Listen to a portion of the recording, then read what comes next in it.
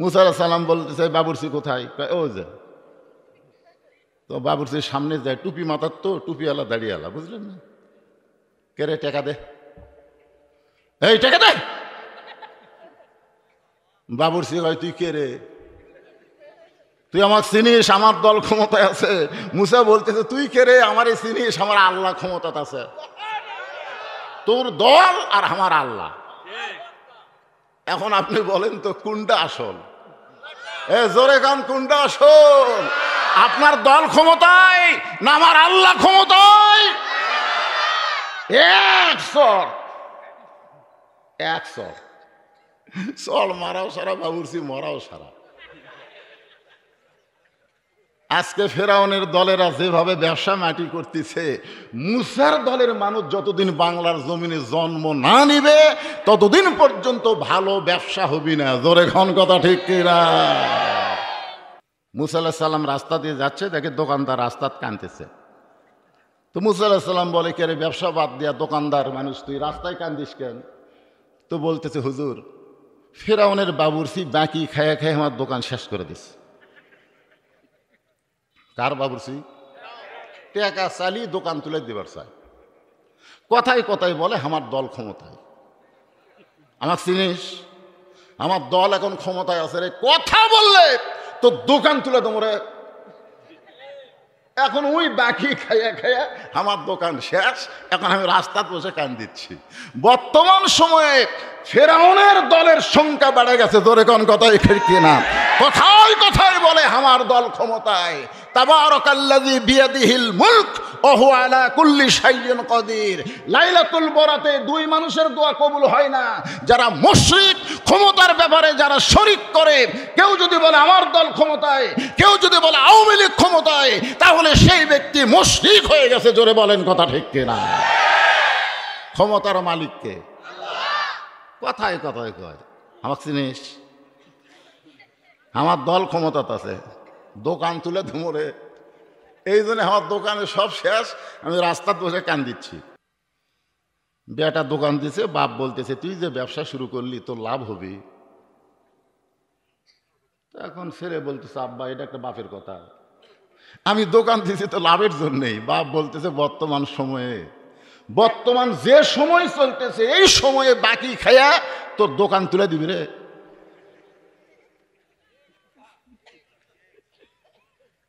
এখন আপনারা বলেন বাপ কি ছেলের ভালো কম বাসে না বেশি বাসে?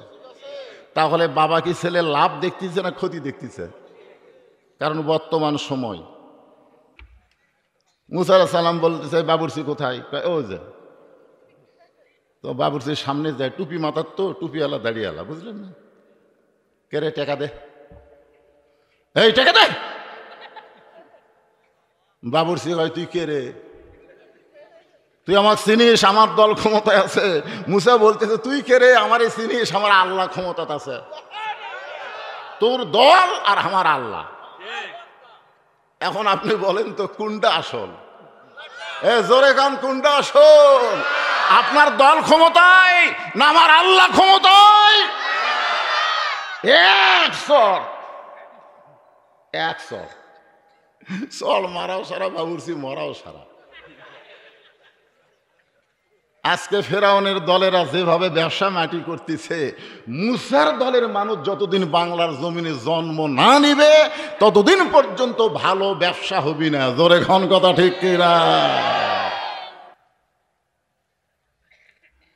একটু মনোযোগ দিয়ে শোনেন। আসর মানে সময়। বর্তমানে বাংলাদেশের সময় খুব একটা ভালো না। আজ থেকে ৪৪ বছর আগে আব্দুল আলিম একটা সময় নিয়ে গান গাইছিল আপনাকে দিনাজপুরে। মিছে মায়ায় বন্দি থাইকা করলাম কত খেলা, পশ্চিমে তাকিয়া দেখো তোমার জীবনের ডুইবা গেল বেলা। বেলা মানে সময়, বেলা মানে কি? আজকে যারা এখানে এসেছেন আপনারা জন্ম নিচ্ছেন, আবার কি জন্ম নিবার পারবেন? তাহলে প্রত্যেকটা মিনিটে মিনিটে, ঘন্টায় ঘন্টায় আমাকে সময় শেষ।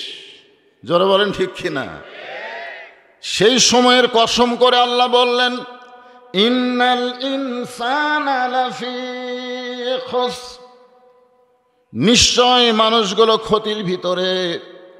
যে মানুষ সম্পর্কে আল্লাহ তাআলা 4টা কসম করছেন, 4টা, জোরে কোন কয়টা? 1 নম্বর হলো ওয়াত্তিন ওয়াজ্জাইতুন ওয়াতুরি সিনিন ওয়াহাজাল বালাদিল আমিন। কয়টা হলো? এরপরে আল্লাহ বললেন, লাকাদ খালাকনাল ইনসানা ফি আহসানি তাকবীর। কিছুদিন আগে আমি এক রোজার আগে হোটেলে বসে চা খাচ্ছি, তো সাইড থেকে একটা গান বাজতেছে, কুত্তার বাচ্চা ফুটফুটা সুন্দর। না, চিন্তা করলাম যে আল্লাহ বলতেছে মানুষকে সর্বোত্তম আকৃতি দিয়ে সৃষ্টি করা হয়েছে, জোরে কোন কথা ঠিক কিনা? তাহলে গান কি বলা লাগতো? মানুষের বাচ্চা ফুটফুটা সুন্দর, জোরে কোন কথা ঠিক কিনা?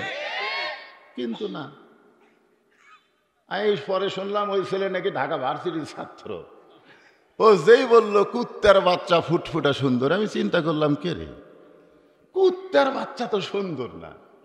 কিন্তু এরপরে ও যা বলল, ডাল চোর, গম চোর, ভোট চোর, তখন আমি বুঝলাম সুম্মা রাদাদনাহু আসফালা সাফিলিন। যারা ডাল চুর করে, গম চুরি করে, মানুষের ভোট চুরি করে, তারা পশুর চাইতেও জঘন্য। তাহলে আর কথা ঠিকই আছে, এই ভোট চোর, গম চোর, চাল চোর, এদেরকে বলেছে কুত্তার বাচ্চা, জোরে কোন কথা ঠিক কিনা? কিন্তু আল্লাহ বলতেছে নিশ্চয়, ইন্না মানে নিশ্চয়, ইনসান মানে মানুষ, লাফি মানে ভিতরে, খুসরুন মানে ক্ষতি। নিশ্চয় মানুষগুলো ক্ষতির ভিতরে। এই মানুষের বাচ্চারা একটু মনোযোগ দিয়ে শোনা লাগবে, রাজি আছেন তো? আমি কিন্তু আজকে ওয়াজ শোনাবো না, আজকে দেখাবো। একটু দেখেন ওয়াজ কাক কয়, একটু দেখে যান। একমাত্র সেজদা পাওয়ার মালিক হচ্ছে আল্লাহ, জোরে বলেন কে? আল্লাহ। আল্লাহ কোরআনে বললেন, ইয়া আইয়ুহাল্লাযীনা আমানু রুকউ ওয়াসজুদু ওয়া'বুদু রাব্বাকুম ওয়াফআলুল খায়রা লাআল্লাকুম তুফলিহুন। সে আল্লাহ বললেন উসজুদু লি আদামা, সে আল্লাহ বললেন আদমকে সেজদা করো। আদম হলো আমাদের আদি পিতা, জোরে কোন কি পিতা? মানুষের পিতা, মানে আমাদের পিতা হলো আদমকে আল্লাহ কয় সেজদা কর। সবাই সেজদা করলো, কিন্তু একজন করলো না, যার নাম হলো ইবলিস। আল্লাহ ইবলিসকে ডাক দিয়ে বললো, কে রে ইবলিস, একটু এই যে আসরের তাফসীর শুনবার গেলে একটু মনোযোগ দেওয়া লাগবে। কে রে, সবাই সেজদা করলো, তুই করলি না কেন? আসলে আল্লাহ জানে কি জানে না, জানার পরেও আমাকেও জানাবে, এই জন্যই প্রশ্ন করতেছে যে সবাই সেজদা করলো, তুই করলি না কেন? তখন বলতেছে আল্লাহ, এই কপাল, ইবলিস বলতেছে এই কপাল আপনাকে 6 লক্ষ বছর সেজদা দিছে, সেই কপাল আপনি ছাড়া অন্য কাউকে সেজদা দিবে না। ইবলিসের কথার চাইতে ভালো কথা আছে? কিন্তু আল্লাহ কি খালি মুখের কথা শোনে না, ভিতরের খবরও জানে। আজকে আমাদের বাংলাদেশের ইবলিসের দোসর যারা এতই ভালো কথা কয়, এক নেতা এসে টেজে বলতেছে এখনকার বক্তারা খালি উস্কানিমূলক ওয়াজ করে, সরকার বিরোধী কথা বলে, এইগুলো ওয়াজ না করে শুধু নামাজ, শুধু নামাজ, শুধু নামাজের ওয়াজ করবে। কি সুন্দর কথা, নামাজের কথা বলে নেতা যেই যাচ্ছে, নেতার এক চামচেক আমি ধরে বললাম, কে ভাই তোমার নেতা মনে হয় খুব নামাজি? হুজুর 1 সপ্তাহ সাথে আছি, পড়তে দেখিনি।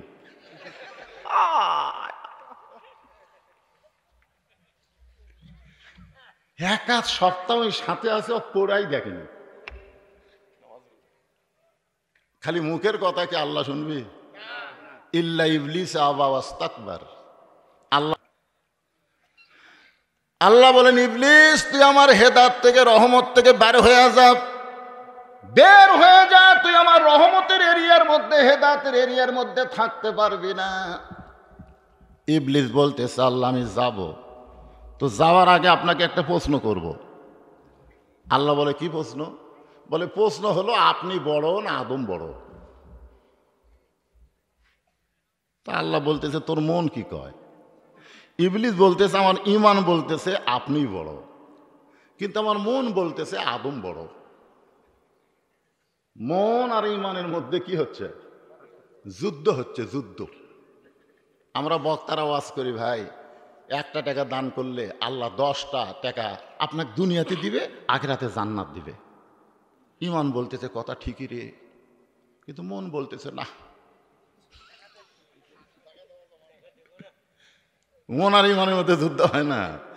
তো ইবলিস বলতেছে, আমার ঈমান বলতেছে আপনি বড়, কিন্তু মন বলতেছে আদম বড়। তা আল্লাহ বলে, ইবলিস তোর মন আদমকে বড় কেন কয়? ইবলিস বলতেছে, 6 লক্ষ বছর আপনাকে সেজদা করলাম, আর একটা সেজদা আদমকে করলাম না, যার কারণে আপনি আমাকে বের করে দিচ্ছেন। আল্লাহ কয়, ইবলিস শোনে নে, আমি আল্লাহ আদমকে এত ভালোবাসি, আমার চাইতেও অনেক বেশি। কথাটা খেয়াল করেন, আমি আল্লাহ আদমকে এত ভালোবাসি, আমার চাইতেও অনেক বেশি। এক সেজদা না দেওয়ার কারণে তোর 6 লক্ষ বছরের সেজদা বাতিল করেছি। এখন আপনারা বলেন, মানুষকে আল্লাহ ভালোবাসে কম না বেশি? তারপরে ক্ষতির কথা কেন বলতেছে? যে নিশ্চয় মানুষগুলো ক্ষতির ভিতরে। আল্লাহ বললেন, ইল্লাল্লাযীনা আমানু ওয়া আমিলুস সালিহাতি ওয়া তাওয়াসাউ বিল হক ওয়া তাওয়াসাউ বিস সাবর। এখানে 4টা কথা আছে, জোরে কোন কয়টা?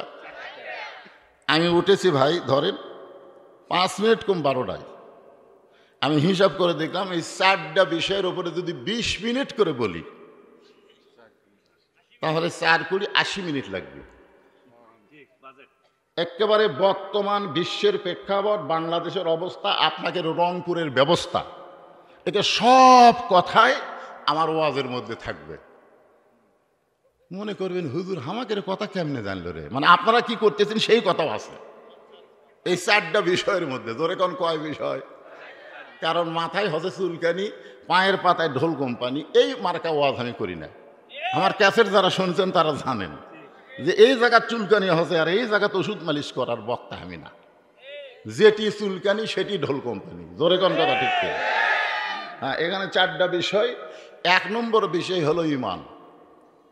ঈমান যদি না থাকে, ওই যতই রোজা করেন কাম হবে না। কাম হবে? এখনই আসরের নামাজ পড়ছে, আসরের নামাজ পড়ে জমির ধান দেখবার গেছে, যাই দেখো উপর জমির পানি, নিচে আর জমির পানি নেই। ওই চারিদিকে তাকাছে, এভাবে তাকাছে, দেখা দেখে কেউ নেই, আস্তে করে বসে আল কাটে দিছে, ওই পানি দিয়ে হাত ধোছে, ধুইয়া উপরে আবার উঠে চারিদিকে তাকায় বলতেছে আলহামদুলিল্লাহ, কেউ দেখেনি। ওই কিন্তু আসরের নামাজ পড়িছে, তারপরেও বলতেছে কেউ দেখেনি। আপনারা বলেন, তোর নামাজ আছে কিন্তু কি নাই? ঈমান নাই। আমাদের বাংলাদেশে এই ঈমানকে ধ্বংস করার 1 নম্বর মানে রোগের নাম হলো শিরক। নাম কি? শিরক। আমাদের দেশে শিরক কম না বেশি? দেখবেন কি সুন্দর করে বলতেছে, আমার দয়াল বাবার দরবারেতে কেউ ফিরে না খালি হাতে।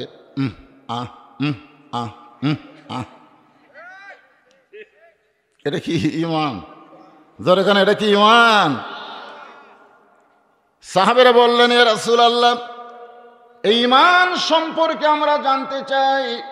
আল্লাহর নবী বললেন, ইকরার বিল লিসান, তাসদিক বিল জিনান, আমল বিল আরকান, এরই নাম হলো ঈমান। এই যে দুই একজন লোক ওটা বসা করে কেন? না দৌড়াও দৌড়ি ওটা বসা চলবে না। ঈমান, ঈমান সম্পর্কে শুনবেন না? ঈমান এক নম্বর ঈমান। আমাদের বাংলাদেশে আল্লাহ বলতেছেন বাংলাদেশের মুসলমান সম্পর্কে, অমিনান নাসি মান ইয়াকুলু আমান্না বিল্লাহি ওয়া বিল ইয়াউমিল আখির ওয়া মা হুম বিমুমিনিন। এরা আল্লাহ বিশ্বাস করে, আখিরাত বিশ্বাস করে, তারপরে আল্লাহ বলেছে এরা মুমিনই না, এরা মুমিন না। এই জন্য ঈমান সম্পর্কে শোনেন। আমার এলাকার হিন্দু আছিল শঙ্কর দাস, আমার এই মাঝে মধ্যে বলতো, বাবা মুসলমানের কলমার দাম আছে রে। আমি বললাম আপনি হিন্দু হয়ে মুসলমানের কলমার দাম কেমনে বলছেন? বলে যুদ্ধের সময় বুঝেছি। যুদ্ধের সময় পাকিস্তান আর্মি আসলি লা ইলাহা ইল্লাল্লাহ লা ইলাহা ইল্লাল্লাহ লা ইলাহা ইল্লাল্লাহ। তা আর্মিরা বলতো বিলকুল ঠিক হয় ঠিক হয়, খালি এই কলেমা মুখে জারি রাখার কারণে আর্মির গুলির থেকে বেঁচে গেছি রে। আমি বললাম দাদা, কলেমা শুধু মুখে রাখার কারণে যদি গুলি থেকে বাঁচেন, এই কলেমা যদি কলিজার মধ্যে সেট করতে পারতেন, জাহান্নামের আগুন থেকে আল্লাহ আপনাকে বাঁচাই দিত। জোরে কোন কথা ঠিক কিনা? এই জন্য তাসদিক বিল জানান, কলিজার মধ্যে কলেমাকে জাগা দেওয়া লাগবে। কলিজার মধ্যে কলেমার যখন জাগা হবে, সেই মানুষ জীবনের চাইতে ঈমানের গুরুত্ব বেশি দিবে। আজকে আমাদের বাংলাদেশে জীবনের গুরুত্ব বেশি না ঈমানের গুরুত্ব বেশি? ছোট মানুষ তো বুঝিস না, খালি ফ্যাট ফ্যাট করিস কি রে?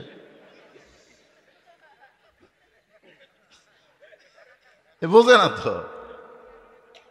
আপনারা বলেন তো, বর্তমান পরিবেশে আমাদের কাছে ঈমানের দাম বেশি না জীবনের দাম বেশি? আপনি যতই চেষ্টা করেন, আপনি যতই চেষ্টা করেন, আপনি জীবন বাঁচাবার পারবেন না। এক তাসদিক বিল জানান ইমানদারের কাছে উকিল বলতেছে, ভাই আপনার তো ফাঁসির রায় হয়েই গেছে, যদি আপনি বাঁচবার চান রাষ্ট্রপতির কাছে একটা দরখাস্ত লেখেন, রাষ্ট্রপতি যদি দরখাস্ত মঞ্জুর করে তাহলে আপনার প্রাণ ভিক্ষা হবে। লোকটা মুচকি মুচকি হাসতেছে। উকিল কয় হাসেন কেন? বলে হাসার কারণ হলো আমার জীবনে আমি 3 জন রাষ্ট্রপতিকে ক্ষমতার থাকা অবস্থায় মরা দেখছি। তুমি যাদের কাছে আমার প্রাণ ভিক্ষা চাইতে বলতেছো, এরকম 3টা রাষ্ট্রপতি ক্ষমতার থাকতেই মরছে। একটা হলো বঙ্গবন্ধু শেখ মুজিবুর রহমান, একটা জিয়াউর রহমান, আর একটা হলো জিল্লুর রহমান। যারা ক্ষমতা থাকতেই মরে যায়, তাদের কাছে কোনো ইমানদার প্রাণ ভিক্ষা চাবে না। উকিল বলতেছে তাহলে আপনার ফাঁসি হবে। ইমানদার বলতেছে আমার ফাঁসি হবে কিন্তু আমার মৃত্যু হবে না। উকিল চমকে গিয়ে বলে আপনি কি পাগল হয়েছেন?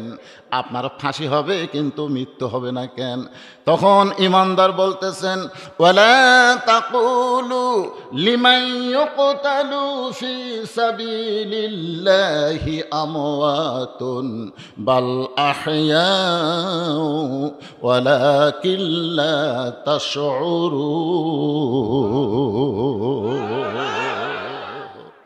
কি বুঝলেন?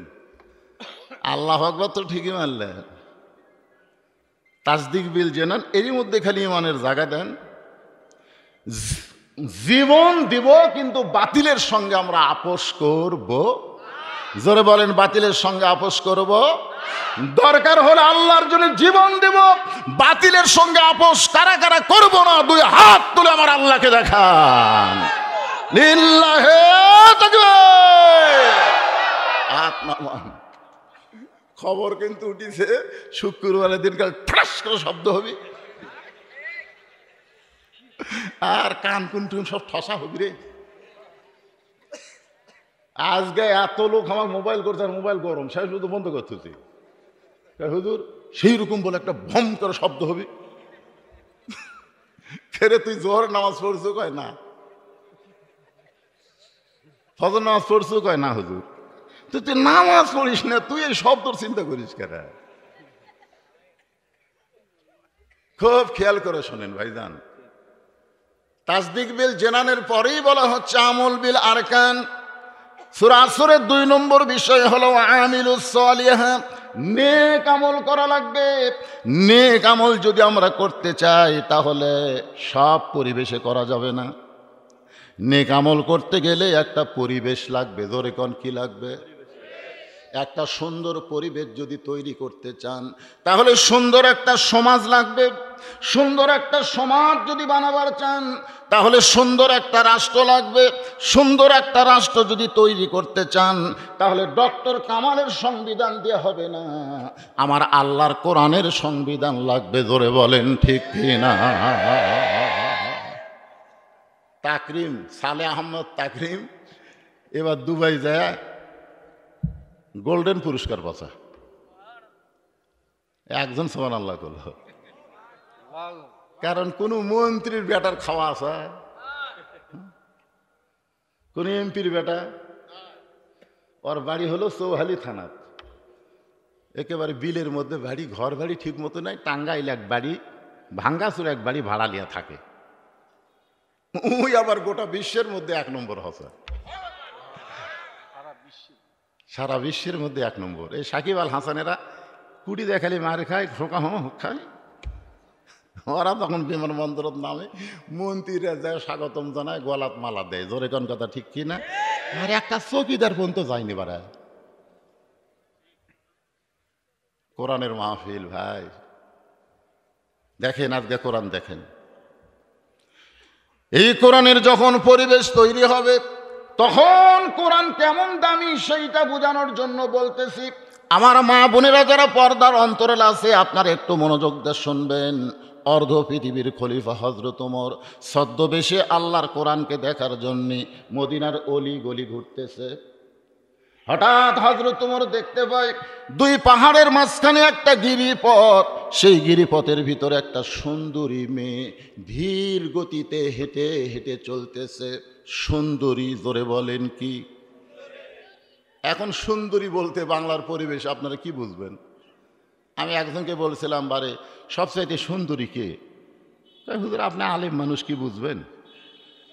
আমার চোখে সবচাইতে সুন্দরী হলো পরিমণি।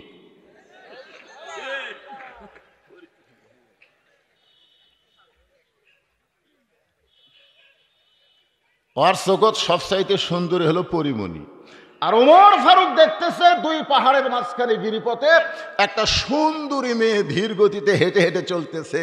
ওই মেয়েটার চেহারা থেকে হযরত ওমর সুন্দরী বলতেছে না, মেয়েটা আপাদ মস্তক আল্লাহর আইন, পর্দা। কোনো মেয়েরা যখন পর্দা মেনে চলে, ওই মেয়ে যদি দেখতে খাটো হয়, ওই মেয়ে যদি দেখতে কালো হয়, এরপরও আল্লাহর কোরআন তাদেরকে বিশ্ব সুন্দরী বলে। জোরে কোন কথা ঠিক কিনা? আমি যেই বলবো পর্দানিশী নারী যারা, আপনারা বলবেন বিশ্ব সুন্দরী তারা। বলতে পারবেন না? এই ছেলেরা গলা খাকারে দাও। পর্দানিশী নারী যারা আর বেপর্দা নারী যারা বিশ্ব বেহায়া তারা। আমি যেই বলবো বেপর্দা নারী যারা বিশ্ব বেহায়া তারা। একই গাছের কলা, এক কোটি কোটি বাদাম বেচারা। রে বাদাম এই সবাই দেখা লাগবে না।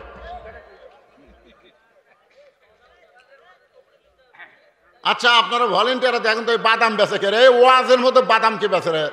আর বাদাম খাই কে রে? এই জন্যে রমজান মাসে দিনের বেলা ওয়াজ করা ভালো। আমি গতকাল দিনে পীরগঞ্জ ওয়াজ করছি, দিনে ওয়াজ করি। রোজা থেকে বাদাম খাবি?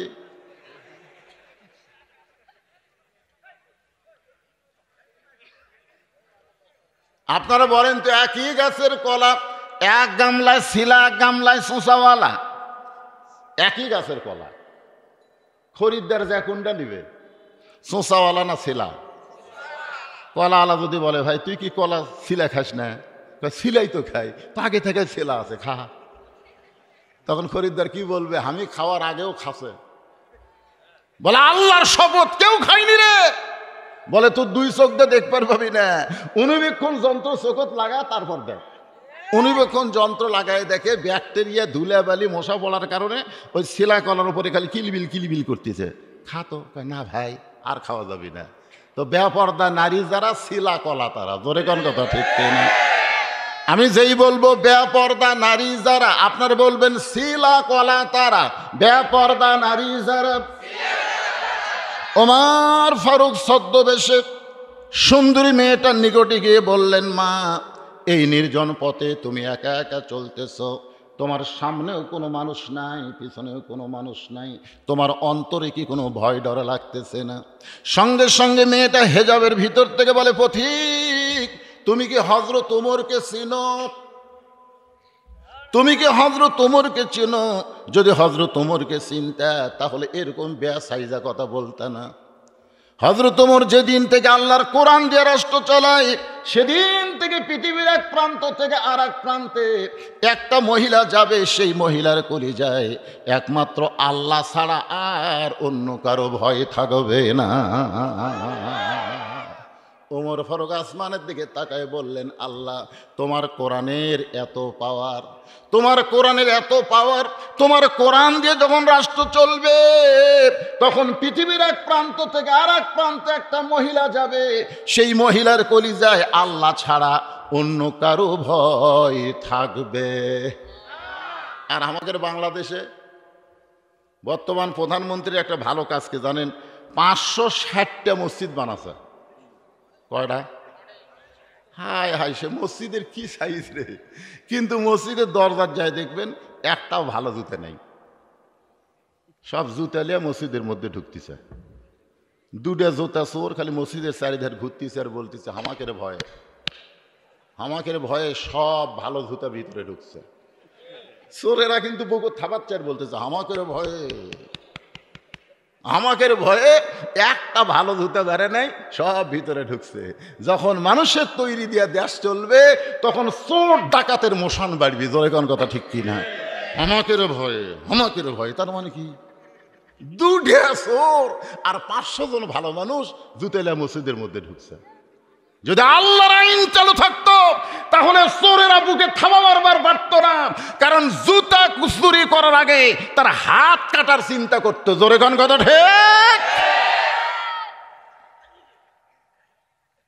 ওমর ফারুক চোখের পানি বের করে বলে, মাবুদ, তোমার কোরআনের এত পাওয়ার, তোমার কোরআন দিয়ে যখন রাষ্ট্র চলবে তখন একজন মহিলা পৃথিবীর এক প্রান্ত থেকে আর এক প্রান্তে একা একা যাবে, তার কলিজায় আল্লাহ ছাড়া আর কারো ভয় থাকবে না।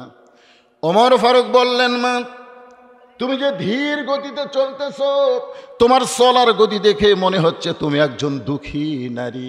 মেয়েটা বলতেছে, পথিক, আমি সত্যি একজন দুঃখী নারী। আজকে 6 দিন হলে হযরত ওমরকে আমি খুঁজে বেড়াই। জোরে কান সুবহানাল্লাহ। মেয়েটা হযরত ওমরকে বলতেছে, পথিক, আমি সত্যি একজন দুঃখী নারী, আজকে 6 দিন হলে হযরত ওমরকে আমি খুঁজে বেড়াই। ওমর ফারুক বললেন, মা, তুমি কি ওমরকে চেনো? যে ওমর হলো অর্ধ পৃথিবীর খলিফা। সেই ওমরকে তুমি যদি পাবার চাও তাহলে সংসদ ভবনে যাও, গণভবনে যাও, রাষ্ট্রীয় ভবনে যাও। এই সকল ভবনে না গিয়ে 2 পাহাড়ের মাঝখানে খুঁজতেছো ওমর কি উর্দুম্বা নাকি, যে 2 পাহাড়ের গিরিপথের মধ্যে ওমরকে তুমি পেয়ে যাবে। মেয়েটা বলে, পথিক, তুমি জানো না আল্লাহর কোরআন দিয়া যখন রাষ্ট্র চলবে তখন নেতা খোঁজা লাগবে না, বরং নেতারাই দুঃখী মানুষকে খুঁজে বেড়াবে। লিল্লাহে তাকবীর। এই আল্লাহর কোরআন দিয়ে যখন রাষ্ট্র চলবে তখন মেয়র খোঁজা লাগবে না, মেয়র এবং এমপি আপনাকে খুঁজে বেড়াবে। জোরে কোন কথা ঠিক কিনা?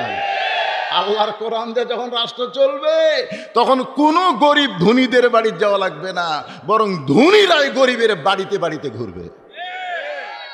জাকাতের টাকা নিয়ে এসে বলে, ভাই ভাই ভাই, শতকরা 2.5 টাকা তুরি রে, আমার 100 টাকার মধ্যে 2.5 টাকা তোর, টাকা লে আমার জান্নাত যাওয়ার দরজা খুলে দে। গরিব বলে, মাফ কর, মাফ কর। গরিব টাকা নিবি না, মাফ কর, ওই আর এক দরজার যাবি, মাফ কর। ইয়াকা নাবুদু ওয়া ইয়াকা নাস্তাইন, আল্লাহর ইবাদত করে আল্লাহর কাছে সাহায্য চাই, জাকাতের টাকা আমার দরকার নাই। এক ব্যাগ টাকা লিয়ে ধনী 7 দিন ঘুরিছে, একটা গরিবও দরজা খোলেনি। ওই মনের দুঃখে চলে যাচ্ছে মরুভূমির মধ্যে, যায় গাছের ছায়ার মধ্যে একজন বস্তা মাথার দিয়ে ঘুম পাড়তেছে। তো তো বেগেল মনে করছে এটাই গরিব লোক, সালাম দিচ্ছে আসসালামু আলাইকুম, উনি লাভ ধরে কয় আলহামদুলিল্লাহ। বেগেল কয় কে ভাই সালাম দিলাম, ও আলাইকুম না কয় আলহামদুলিল্লাহ কেন? বলে এক বস্তা টেকালে 15 দিন হলে ঘুরতেছি রে, গরিব পাচ্ছি না ভাই।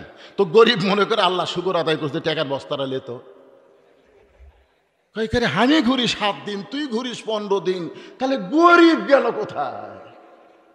সুদ ভিত্তিক অর্থনীতিকে কবর দিয়ে যাকাত ভিত্তিক অর্থনীতি যখন কোরআন দিয়ে চালু হবে, এই বাংলাদেশে তখন গরিব পাওয়া যাবে না, রহমত বরকতে আল্লাহ বাংলা ভরপুর করে দিবে। জোরে বলেন কথা ঠিক কিনা? খালি সুদ আর সুদ। বঙ্গবাজার আগুন লাগিছে, কিরে কান্দিস করে? কই অমুক ব্যাংকে আমার 90 লাখ টাকা লোন আছে। যদি অর্থনীতি ঠিক থাকতো, আগুন লাগলি আল্লাহ লিবাই দিত। জোরে কোন কথা ঠিক কিনা? আল্লাহর বান্দার একটু মনোযোগ দিয়ে কথাগুলো শুনবেন। মেয়েটা বলতেছে পথিক, আজকে 6 দিন হলে হযরত ওমরকে আমি খুঁজতেছি, আমার ঈমান বলতেছে আর 1-8 দিনের মধ্যে ওমরকে পেয়ে যাব। আপনারা বলেন তো, মেয়েটা হযরত ওমরকে পাইছে কি পাই নাই?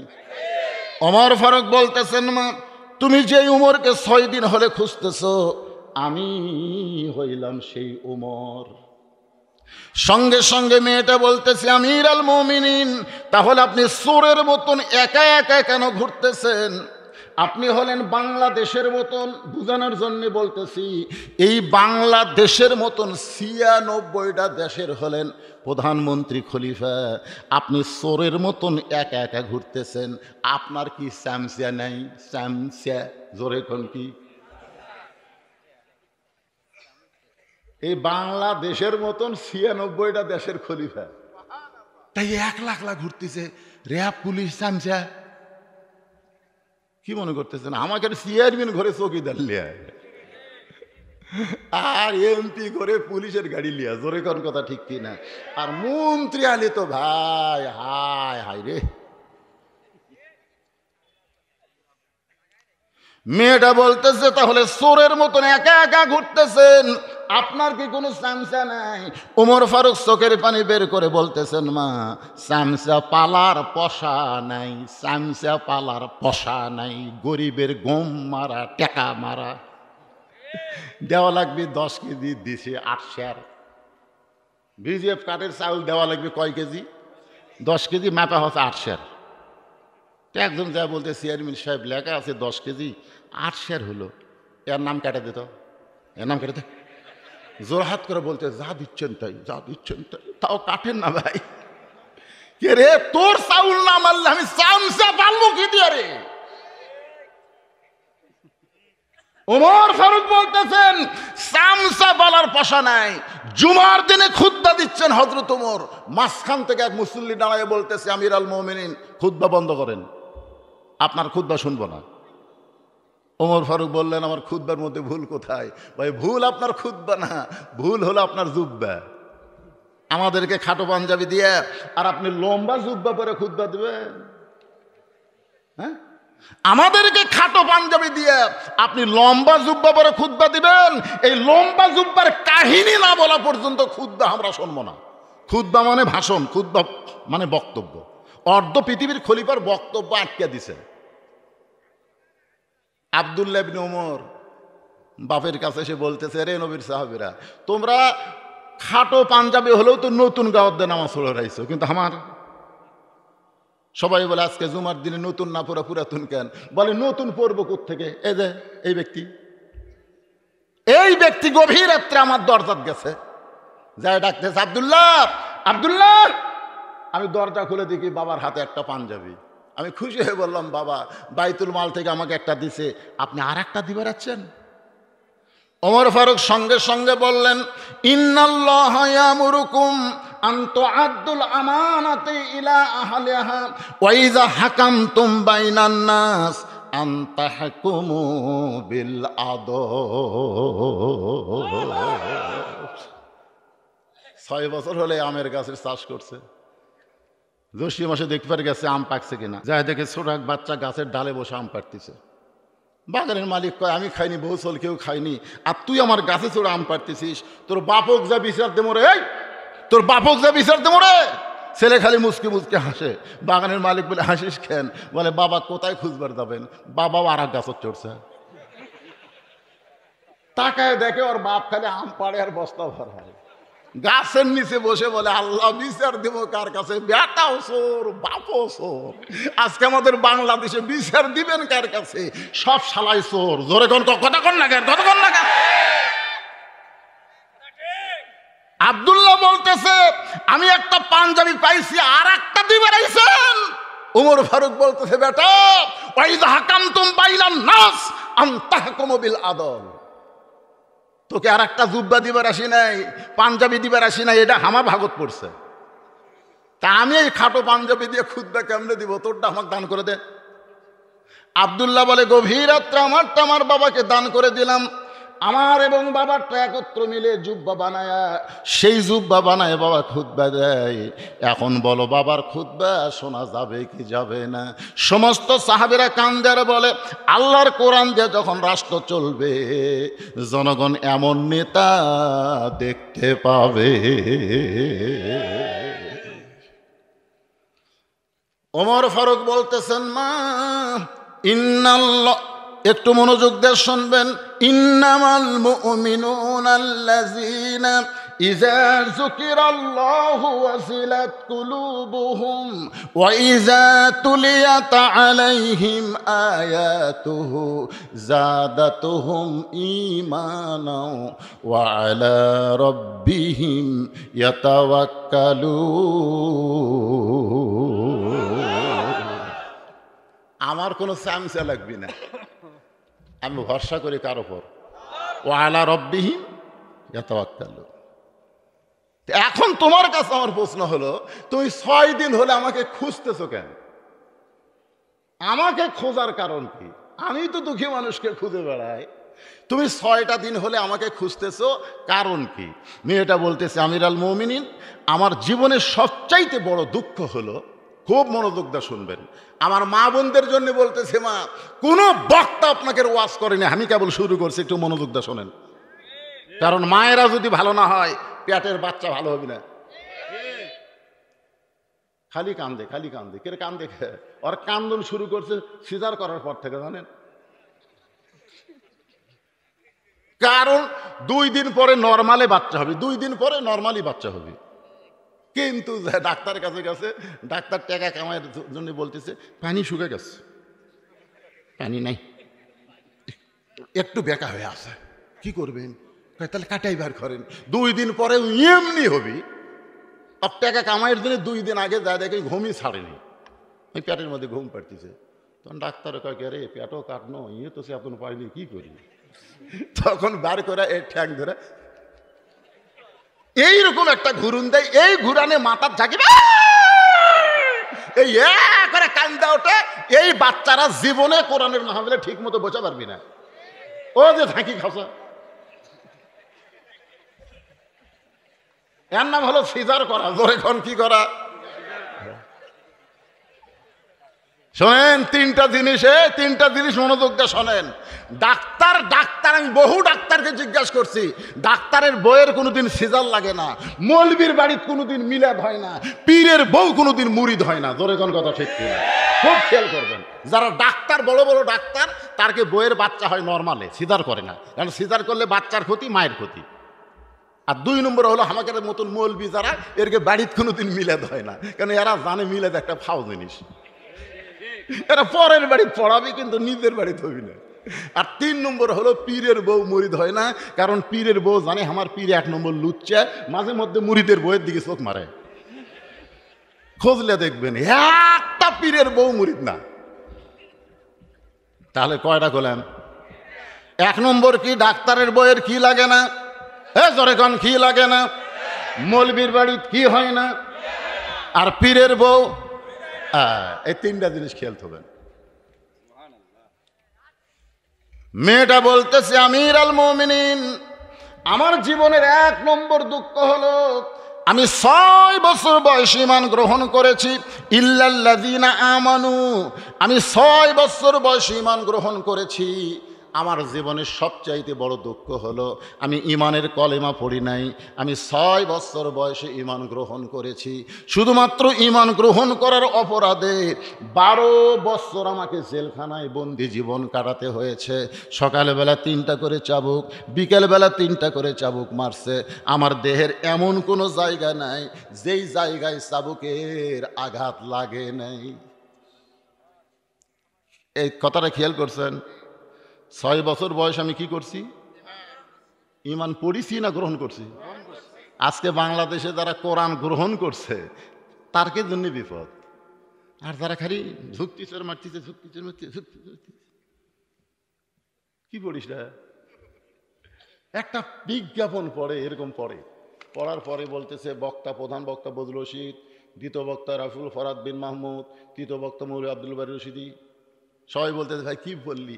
কয় বক্তাকে নাম। পেপার পড়া, কয় কি পড়লি? কয় এই খবর। কোরআন শরীফ ঝুঁকা ঝুঁকা পড়লো। পড়ার পরে ভাই কি পড়লি?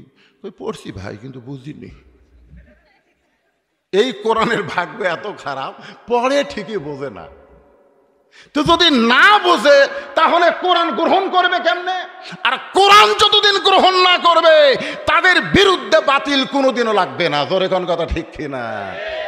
হ্যাঁ, মামুনুল হক বউলিয়া ধরা পড়ছে, কাবিন আছে আর শাকিব খান খালি সমানে পেটত বাচ্চা দিচ্ছে, ওই ধরা পড়তেছে না। জোরে কোন কথা ঠিক কিনা? বোঝা লাগবে, বোঝা লাগবে।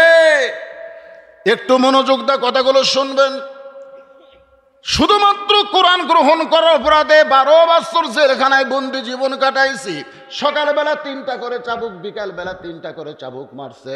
আমার দেহের এমন কোনো জায়গা নাই যেই জায়গায় চাবুকের আঘাত লাগে নাই। আপনি যখন রোম পারস্য দখল করেছেন তখন আপনি ঘোষণা করলেন মুসলমান কোনো রাষ্ট্র যখন দখল করবে ওই রাষ্ট্র তখন আল্লাহর কোরআন দিয়ে চলবে। আমি রোমের জেলখানার মধ্যে বন্দি ছিলাম। কোরআন দিয়ে যখন রাষ্ট্র চলবে তখন জেলখানার দরজা খুলে দিলেন। আর জেলখানার দরজা যখন খোলা পাইলাম তখন আমি বের হলাম জেলখানা থেকে। 18 বছরের একজন যৌবনা নারী। আমার দাদা খ্রিস্টান, বাবা খ্রিস্টান, মা খ্রিস্টান। আমি যেই দেশে জন্ম নিয়েছি সবাই খ্রিস্টান। আমি একজন মুসলমান নারী হয়ে খ্রিস্টানদের বাড়ি কেমনে যাই? এই জন্য 6 দিন হলে 2 পাহাড়ের মাঝখানে ঘুরতেছি। যদি আপনার দেখা পায় তাহলে আপনার কাছে এই দুঃখী মেয়ে একটু আশ্রয় চায়। ওমর ফারুক চোখের পানি বের করে বললেন মা, আমি তোমাকে আশ্রয় দিবার পারবো না, আমি তোমাকে আশ্রয় দিবার পারবো না। মেয়েটা বলতেছে আমির আল মুমিনিন, আমি শুনেছি আপনি অত্যন্ত ভালো মানুষ, এই দুঃখী মেয়েটাকে আপনি কেন আশ্রয় দিবার পারবেন না? ওমর ফারুক বললেন মা, আশ্রয় দেওয়ার মালিক হলো আল্লাহ, ইসলাম তোমাকে অধিকার দিয়েছে। লিল্লাহ তাকবীর। আপনার বলেন তো ইসলামে নারীদের অধিকার আছে না নাই? আমাদের বাংলাদেশে আমরা নারীদের অধিকার দেই না বলে আজকে বাতিলপন্থীরা কথা বলার সাহস পাচ্ছে। নারীদের অধিকার হলো 1 নম্বর অধিকার, বিবাহের সময় ডিমান্ড নেওয়া হারাম, মোহরানা দেওয়া ফরজ। জোরে কোন কথা ঠিক কিনা?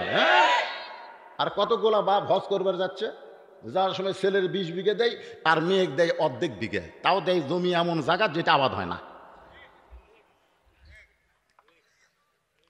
ইসলামে নারীদের অধিকার আছে না নাই? জোরে কোন আছে না নাই? কি অধিকার দেখেন, একটা অধিকারের কথা বলি, হাসবেন না। একটা অধিকার কথা বলি, আল্লাহর নবী বসে আছে ঘরের মধ্যে, সুবহানাল্লাহ না কেন? ইতিমধ্যে উম্মাহাতুল মুমিনিন মা আয়েশা ঘরের মধ্যে ঢুকছে। যেই ঢুকছে নবী খাড়া হচ্ছে। আয়েশা ঘরের মধ্যে ঢুকছে, নবী খাড়া হচ্ছে। নবী খাড়া হয়ে দরজা আর জানলা বন্ধ করে দিছে। মা আয়েশা থরথর করে কাঁপতেছে। আল্লাহ রাসূল বলে আয়েশা কাঁপো কেন? বলে হুজুর আপনার জুতার পরশে আল্লাহর আরশ ধন্য হয়ে যায়। সেই ঘরে আমি আয়েশা ঢুকছি, না জানি কোনো বেয়াদবি হয়। আল্লাহ রাসূল বলে আয়েশা, একজন নবীর জুতার পরশে আল্লাহর আরশ ধন্য হয়েছে, একজন নবীর। আয়েশা বলে হুজুর আপনি তো সেই নবী। নবী বলেন আমি সেই নবী ছিলাম যতক্ষণ দরজা খোলা ছিল, এখন দরজা বন্ধ, জানলা বন্ধ, কিসের নবী? আমি হলাম স্বামী, তুমি আমার বিবি।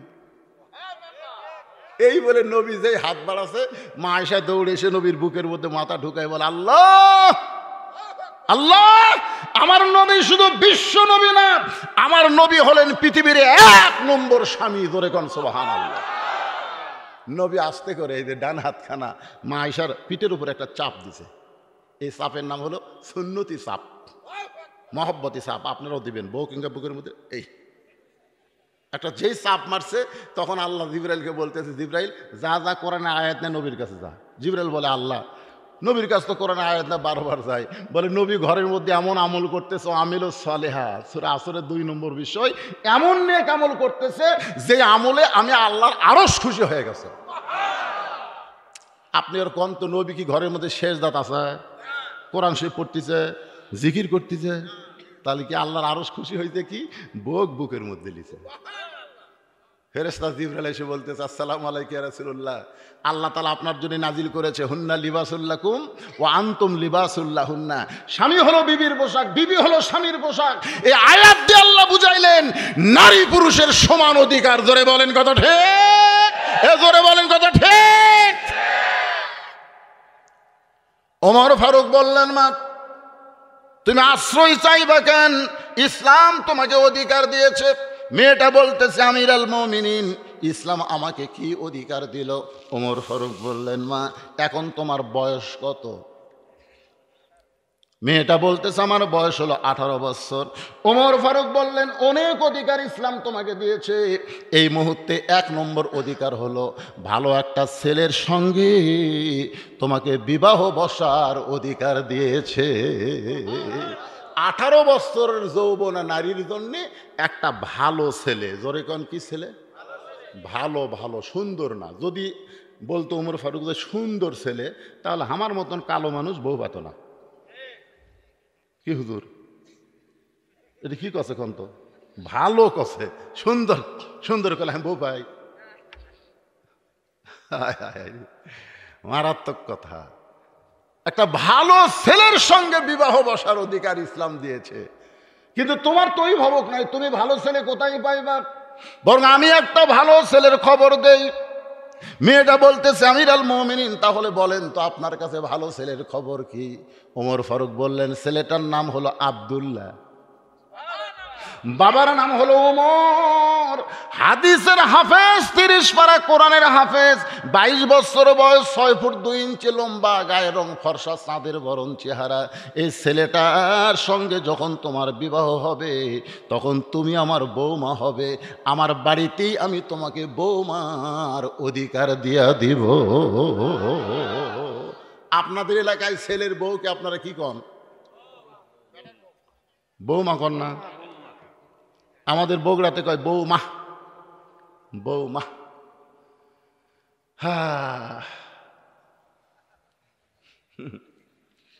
অনেক মুরব্বীরা চিন্তা করতেছে, হুজুর বৌমা, বউ দজ্জাল।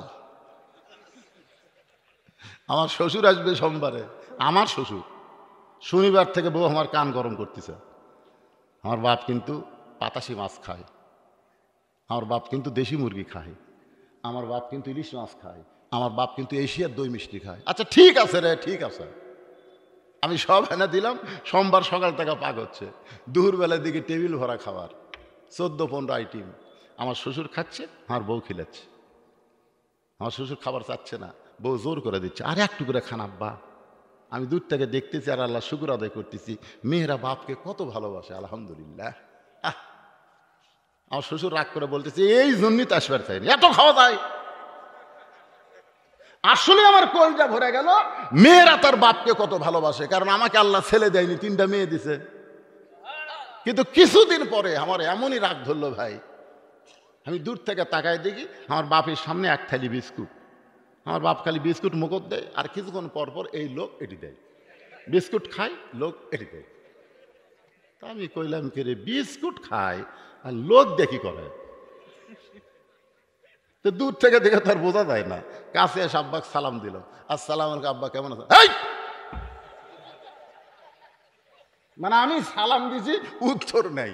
এই তুই ভালো বিস্কুট চোখে দিস না? আমি যতবার আসি তোর বউ 1 থালি করে বিস্কুট দেয়, খালি দাঁতের সাথে লাগা যায়। আমি চিন্তা করলাম কে রে, তো একটা বিস্কুট নিয়ে আমি মুখত দিয়ে দেখি ভাই এমন ড্যামের ড্যাম হয়ে গেছে, পিঁপড়ে খাবি না, টিকটিকি ছুবি না, আইসটাল পোকা যাবি না। সেই বিস্কুট দিছে আমার বাপক। ওর বাপক কয় আইটিম, আর আমার বাপক দিছে ড্যাম বিস্কুট। সূরা আসর বলতেছে আমিলুস সলেহা, তোকে নিয়ে কামল করা লাগবে।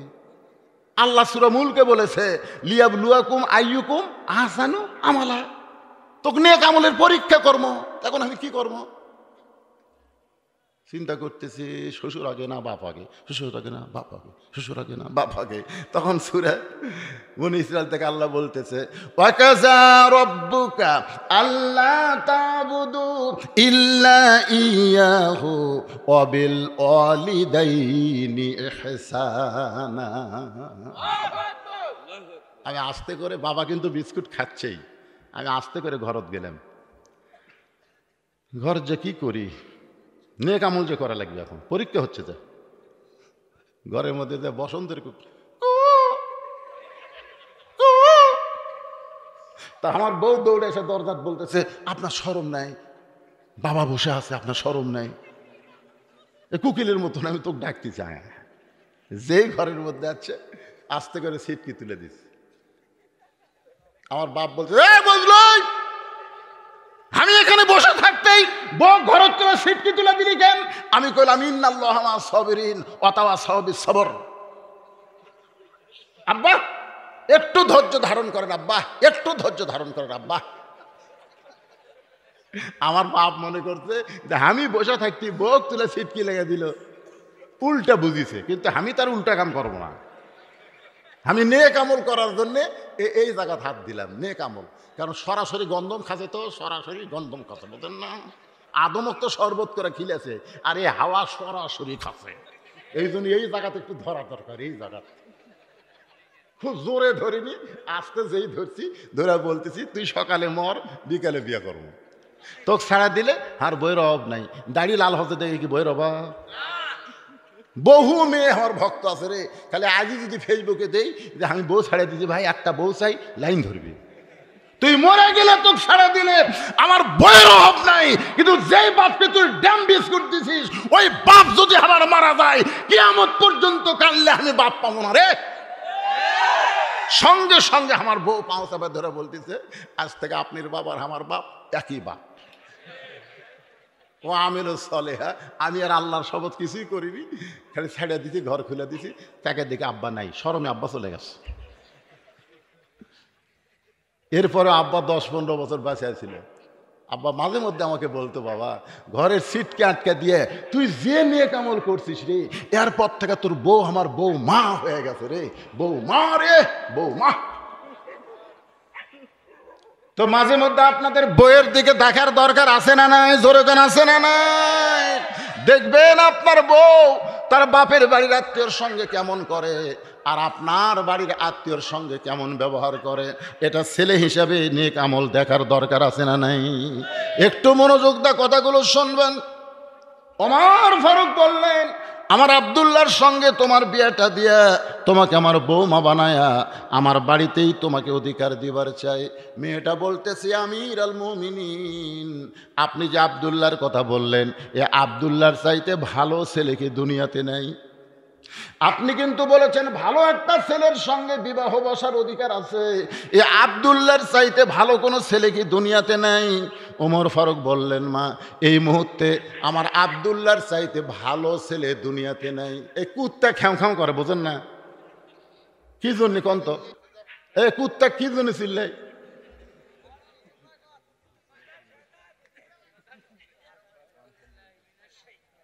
এমন কিছু কথা আসতেছে যে কুত্তা আপনাকে ঠিক মতো বুঝবার দেবে না। কারণ আজকে আমি আপনাদের কোরআন শোনাবো না, কোরআন দেখাবো। জোরে কোন কথা ঠিক না? সূরা আসরের 4টা বিষয় আলোচনা হচ্ছে। 1 নম্বর ঈমানের আলোচনা শেষ, ওয়া আমিলুস সলিহার উপর আলোচনা চলতেছে। এরপর আসবো তাওয়াসাউ বিল হক, হকের উপরে এমন মার হবে দরকার হলে বসে থাকতে থাকতে খাড়া হওয়া লাগবে। জোরে কোন কথা ঠিক না? লাস্টে হবে তাওয়াসাউ বিস সবর। লাস্টে এমন সবরের মাধ্যম ভাই,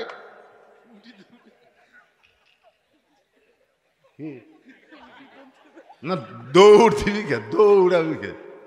এক পেশাব লাগা ছাড়া ওটার তো কোনো না। ঘড়িও তো অনেক বেড়া গেল, বারে 1:01 বাজতেছে। এবার শোনে শোনে শোনে, মেয়েটা কি বলতেছে যে আব্দুল্লাহর চাইতে ভালো ছেলে কি দুনিয়াতে নাই? ওমর ফারুক বললেন আমার 2 চোখে আমার আব্দুল্লাহর চাইতে ভালো কোনো ছেলে নাই। মেয়েটা বলতেছে আমি একটা ছেলের নাম বলবো, দেখেন তো ছেলেটা ভালো না খারাপ। ওমর ফারুক চমকে উঠছে, কে রে? 6 বছর বয়স ঈমান গ্রহণ করে 12 বছর যেই মেয়েটা জেলখানায় বন্দি, সেই মেয়েটা ভালো ছেলের খবর কেমনে বলবে? ওমর ফারুক জোর গলায় বললেন মা বলো তো ভালো ছেলের নাম কি? মেয়েটা বলতেছে ছেলেটার নাম হলো হোসাইন, বাবার নাম হলো আলী, মায়ের নাম হলো ফাতেমা, আর নানার নাম হলো মুহাম্মাদুর রাসূলুল্লাহ। এখন আপনি বলেন আপনার আব্দুল্লাহ ভালো না হোসাইন ভালো? না না, আপনি করুক না, উমরক বলতেছে যে এখন আপনি বলেন যে আপনি যে বলেছেন ভালো একটা ছেলের সঙ্গে আমার বিয়ে বসার অধিকার আছে, তাহলে আব্দুল্লাহ ভালো না হোসাইন ভালো? উমর ফারুক বলতেছেন সাইদুস শাবাব আহলিল জান্নাহ হাসান ও হোসাইন রাদিয়াল্লাহু তাআলা আনহুমা, আমার আব্দুল্লাহর চাইতে তোমার হোসাইন হাজার হাজার গুণ ভালো। তো মেয়েটা বলতেছে হোসাইনের মতন ভালো ছেলে থাকতে আপনার আব্দুল্লাহর সঙ্গে বিয়ে বসবে কে? ভালো একটা ছেলের সঙ্গে বিয়ে বসার অধিকার যখন আমাকে দেওয়া হয়েছে, তাহলে হোসেনের সঙ্গেই বসবো, বিয়ে আব্দুল্লাহর সঙ্গে না। ওমর ফারুক মেয়েটাকে নিরাপদ আশ্রয় দিয়া হযরত আলীর বাড়িতে পরন্ত বিকাল বেলায় দরজায় গিয়া সালাম দিয়ে একটা আয়াত পড়লেন, আম্মা সাইলা ফালা তানহার, আম্মা সাইলা ফালা তানহার। হযরত আলী চমকে গেলেন, কারণ সালাম বুঝতে পারলেন ওমর ফারুকের, কিন্তু ফকিরের আয়াত কেন তেলাওয়াত করলেন? দরজা খুলে ওয়ালাইকুম আসসালাম বলে আমিরাল মুমিনিন কবে থেকে আপনি আবার ফকির হলেন? এই যে আম্মা সাইলা ফালা তানহার কেন তেলাওয়াত করলেন? ওমর ফারুক বলে আলী রে, জীবনে কোনোদিন ঘটকালি করি নাই, আজকে তোমার দরজায় তোমার হোসেনের ব্যাপারে একটু ঘটক খবর চাই। আলী বলতেছেন আপনার মতন মহান ব্যক্তি যদি ঘটক হয় তাহলে পাত্রী অবশ্যই ভালো হবে। ওমর ফারুক বললেন পাত্রীর 1 নম্বর গুণ হলো 6 বছর বয়স ঈমান গ্রহণ করছে। পাত্রীর 2 নম্বর গুণ হলো 12 বছর ঈমানের পরীক্ষা দিয়েছে। পাত্রীর 3 নম্বর গুণ হলো আমার আব্দুল্লাহর সঙ্গে বিয়া বসবে না, মনে মনে তোমার হোসাইনকে করেছে কামনা। আলী বলতেছেন আমিরাল মুমিনিন, এমন একটা মেয়ের খবর আপনি আমাকে দিলেন, আমি মনে মনে এমন একটা মেয়ে হোসেনের জন্য খুঁজতেছিলাম। মনে মনে বউ খোঁজা যাবে, ছেলের বউ কিন্তু মনে মনে খোঁজা যাবে, কিন্তু দেখে দেখে খোঁজা যায় নাই। আমার এলাকায় মুরব্বী বলতে হুজুর 17-18টা দেখলাম হুজুর, পছন্দ হলো না। আমি কইলাম কে ভাই আবার বিয়ে করবেন? না হুজুর আমার ছেলের জন্যে। তা আপনার ছেলের জন্য আপনি কিভাবে দেখলেন? লাড়া চেড়া দেখছি হুজুর, লাড়া চেড়া, হাত লাড়িছে, তারপর মাথার চুল লাড়িছে, মানে এগুলা লাড়তে লাড়তেই লুচ্চা হয়ে গেছে। মানে লাড়ার মধ্যেও যে মজা আছে বুঝছেন না? মিন শারিল ওয়াসওয়াসিল খান্নাস, আর ভিতরে খান্নাস বলতেছে আরো লাড়, এখন বেটাকে বিয়ে করাস না আরো লাড়। আপনারা বলেন তো ছেলে বিয়ে করানোর জন্য বাপে মেয়ে দেখা যায় আছে? এক বাক্যে জোরে বলবেন যায় আছে? শুধুমাত্র যেই ছেলে বিয়ে করবে সেই ছেলে এক নজর দেখতে পারবে, এছাড়া অন্য কারো দেখার অধিকার নেই।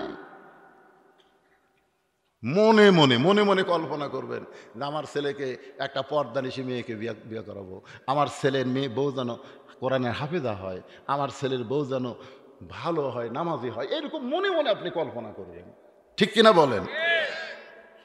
ওমর ফারুক হযরত আলীকে বুকের মধ্যে নিয়ে বলতেছে আলী ভাই আমার ঘটকালি আল্লাহ কবুল করেছে, মনে মনে এমন একটা মেয়ে যখন তুমি হোসেনের বউ খুঁজতেছিলে তাহলে আর আমার কোনো টেনশন নাই। এমন সময় হোসেন ঘর থেকে বের হয়ে সালাম দিয়ে বলে ও মুরব্বীরা, আপনার 2 জন যেইভাবে কোলাকুলি করতেছেন মনে হয় আপনারাই বিয়ে করবেন। ওমর ফারুকের রাগ কম না বেশি? চেহারা রক্তের মতো লাল করে বলতেছে হোসেন তুমি ছোট্ট মানুষ, আমরা 2 জন মুরব্বী, আমাদের মুরব্বীর কথা কি তুমি মানবা না? আমিও তোমার মুরব্বী, তোমার বাবাও তোমার মুরব্বী। আমরা দুই মুরব্বী মিলে যদি একটা সিদ্ধান্ত নেই, এই সিদ্ধান্ত কি তুমি গ্রহণ করবা না? হোসেন বলতেছে, আমিরুল মুমিনিন, আপনিও আমার মুরব্বী, আমার বাবাও আমার মুরব্বী, আমি জানি, সম্মান করি, কিন্তু আসল মুরব্বী হিসাবে কেবলমাত্র আমি একজনকেই মানি, তিনি হলেন আমার নানা। সুবহানাল্লাহ, জোরে খান। যারে তারে মুরব্বী মানার কারণে তারাবি 8 রাকাত 20 রাকাত হয়ে গেছে। জোরে কোন কথা কন না কেন, কথা কন না কেন? হোসেন বলতেছে, আপনি আমার মুরব্বী, আমি জানি, আমার বাবা আমার মুরব্বী, জানি, সম্মান করি, কিন্তু আসল মুরব্বী হিসাবে কুল, হে রাসূল, আপনি বলেন, ইন কুনতুম তুহিব্বুনাল্লাহ ফাত্তাবিউনি ইউহিব্বুকুমুল্লাহ। একজন মাত্রই মুরব্বীকে ইত্তেবা করা যাবে, অনুসরণ করা যাবে, তিনি হলেন মুহাম্মাদুর রাসূলুল্লাহ। এই যে মুরব্বী, হানাফি, হাম্বলি, শাফি, মালিকি, কাদরিয়া, চিশতিয়া, নকশবন্দিয়া, মুজাদ্দিদিয়া, তবলিগের মধ্যে দুটো আছে, এতাআতি, ওজাহাতি। কেরে এত মুরব্বী কেরে?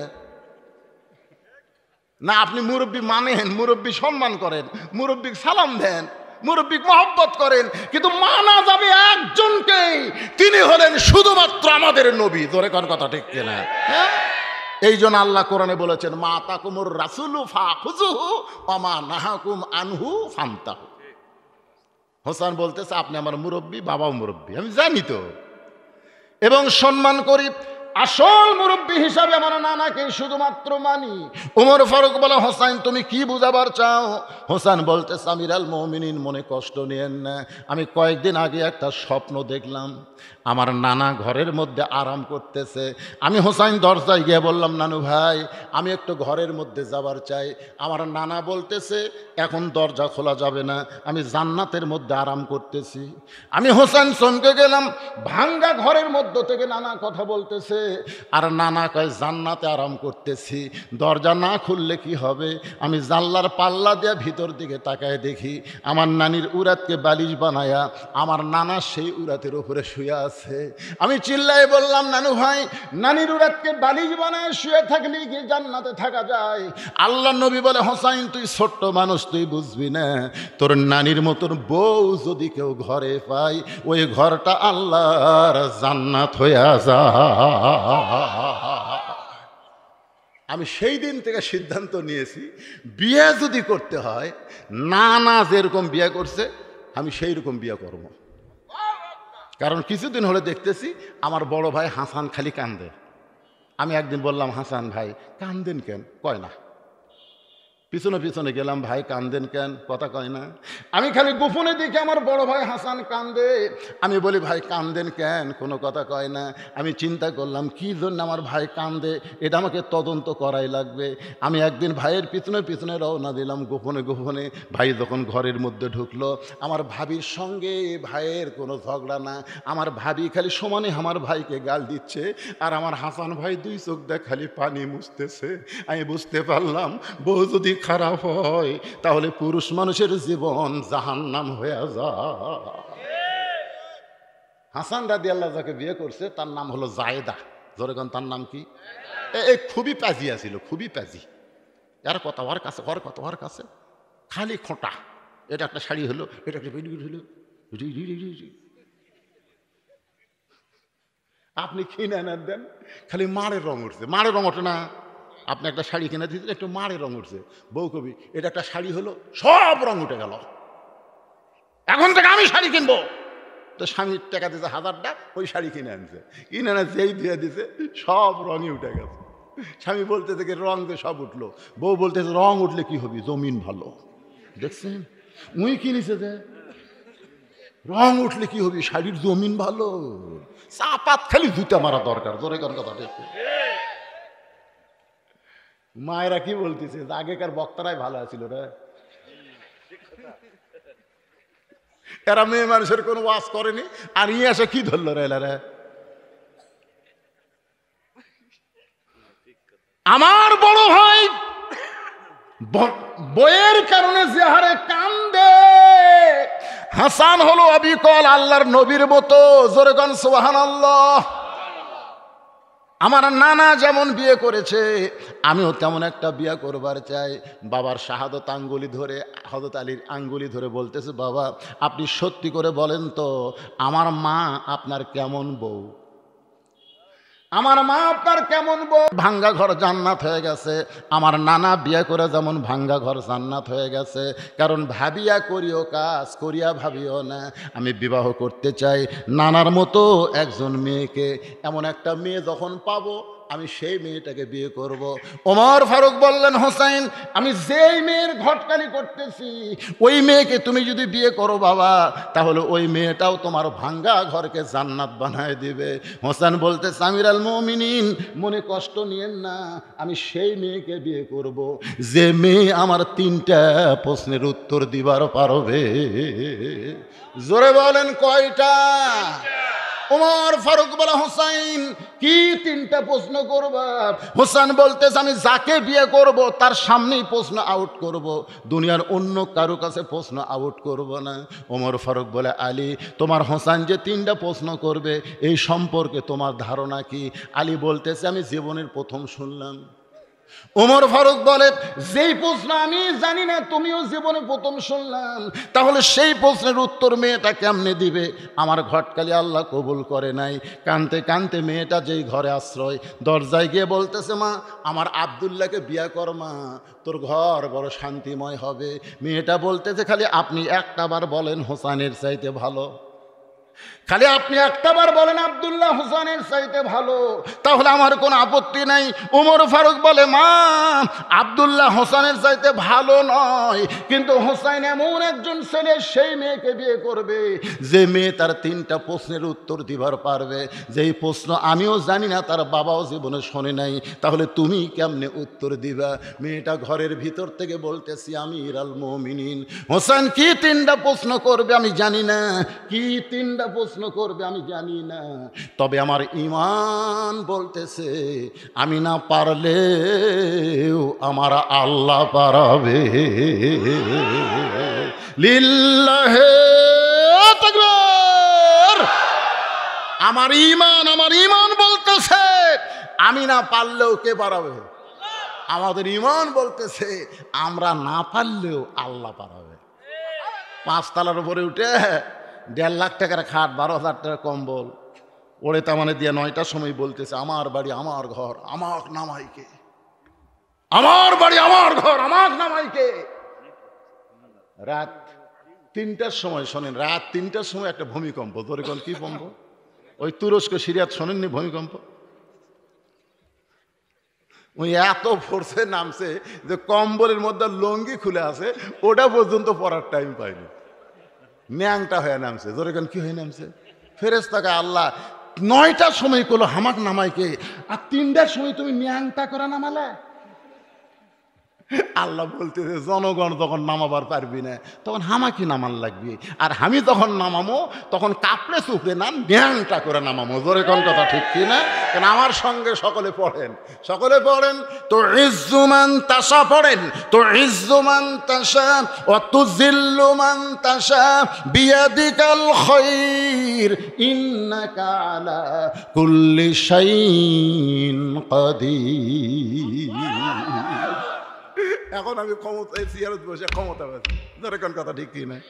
মনে করেন আমি দ্বিতীয় বক্তা, মনে করেন প্রধান বক্তা এসে সাইডে বসে আছে, আমি বললাম নামো না রে, নামো না। আল্লাহ কথা তুই নামবো না। আজকে আমরা অনেকে ক্ষমতার চেয়ার পেয়ে নামো না রে, আমার নামাই করে জনগণ বলতেছে আমরাও কিছু করবো না রে। আল্লাহ কয় তর্ক লাগবি না, আমি আল্লাহ সামান্য একটা ঝাঁকি দিব, ন্যাংটা করা নামামো। জোরে কোন কথা ঠিক কিনা? অ্যাঙ্গেলে মার হবি, ডাইরেক্ট কোনো কথা হবি না। জোরে কোন কথা ঠিক কিনা? ও দো ইলা সাবিলি রব্বিকা বিল হিকমা। হায় রে, কি মনে করতেছেন এইভাবেই চলবি? জোরে কোন এইভাবেই চলবে। মুসলমানের ইমানের উপর একটু ভরসা করেন। মেয়েটা বলতেছে আমিরুল মুমিনিন হোসেন কি তিনটা প্রশ্ন করবে আমি জানি না, তবে আমার ইমান বলতেছে, জোরে কোন কি বলতেছে? ইমান বলতেছে আমি না পারলেও আমার আল্লাহ পারবে। ওমর ফারুক মারছে দৌড়, অর্ধ পৃথিবীর খলিফা বারে মারছে দৌড়।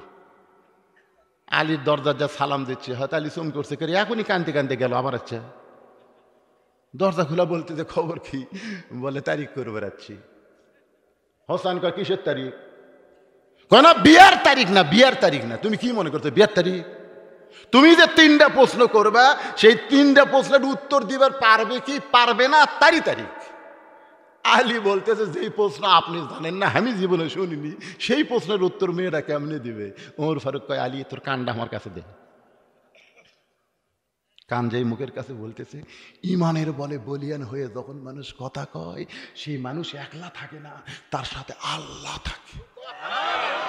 আজকে আমাদের বাংলাদেশের ইমান নাই, এই না থাকার কারণে আমরা দুর্বল হয়ে গেছি। ধরে কোন কথা ঠিক না, খালি ইমানের বলে বলিয়ান হয়ে মাজাত গামছা বান্ধে যেমন জমির আল কাটেন, তেমন কোদাল লাঠি নিয়ে আমি যখন 2টার সময় আমার ড্রাইভার নামা দিতে বুঝছেন ভাই, দরজাত নামা দিতে যে হুজুর গাড়ি নিয়ে আমি গ্যারেজত গেলাম, আপনি বাসাত যান।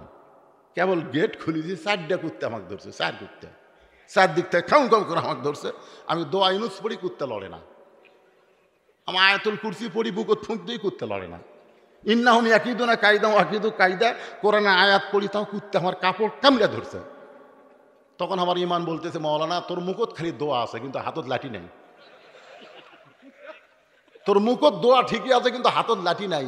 দোয়া লাগতো না, খালি লাঠি থাকলে এক কুত্তার পাছাত বাড়ি মারলে বাকি 3টা এমনি দৌড় মারতো। জোরে কোন কথা ঠিক না? আজকে বাংলার মুসলমানের খালি দোয়া আছে,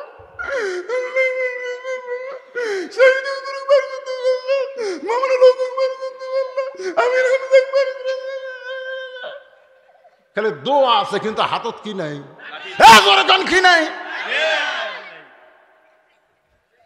খালি দোয়া দিয়া কাম সারবি।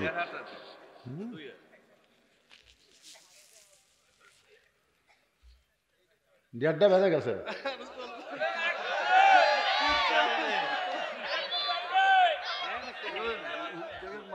কেউ উঠতেছে, কেউ যাচ্ছে, সবাই একটু সাঙ্গা করেন।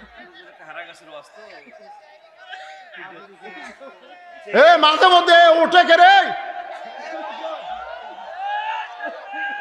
না না, আপনারা যদি মনে করেন, শোনেন কথা কই, এই যে কোরআন শরীফ আমার সামনে শোনেন, 2007 সালে আমার ডায়াবেটিস ধরা পড়েছে। 2007 সালে 14 সালে ডাক্তার আমার বডি পরীক্ষা করে বলতে যে হুজুর আপনি যে ওয়াশ করার কারণে পেশাব লাগে, আপনি পেশাব বন্ধ করে ওয়াশ করেন, এই করার কারণে আপনি কিডনির উপরে স্পট পড়ছে।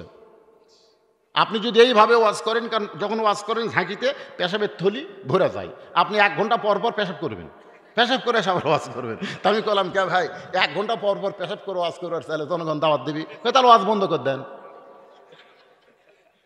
ওয়াজ বন্ধ করে দেন।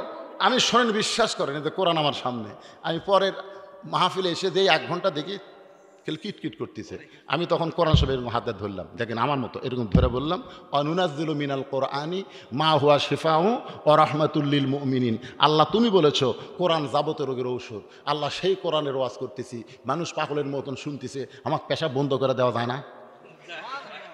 বিশ্বাস করেন 15 মিনিট পর্যন্ত আমার কিটকিট করেছে, তারপর থেকে কিটকিটি বন্ধ হচ্ছে, এরপর থেকে ঘন্টার পর ঘন্টা ওয়াজ করি, আর ঘড়িও ধরি না। পরে 21 সালে আবার দেখাবার গেলাম, কিডনির খবর কি, হাইরে তেলতেলা, একটু স্পট নাই। তাহলে আমি যদি পেশাব বন্ধ করে ওয়াজ করে পারি, তা আপনার পেশাব বন্ধ করে ওয়াজ শুনবার পারেন না?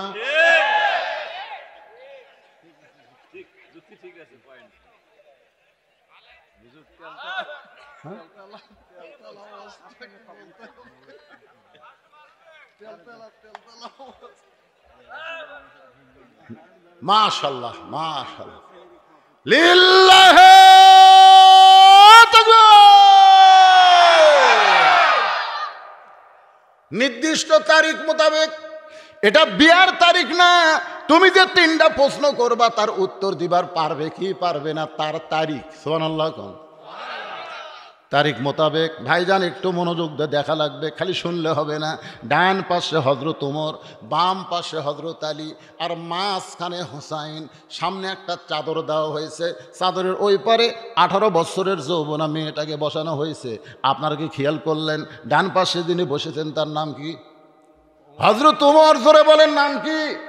এগুলো মুখস্থ রাখলে ওয়াজ বুঝতে সুবিধা হবে। ওয়া আমিলুস সালিহাত, এরই ভিতরেই চলে আসবে ওয়াতাওয়াসাবিল হক, এরই মধ্যেই থাকবে ওয়াতাওয়াসাবিস সবর। 3টা বিষয় একত্র করে কথা বলতেছি।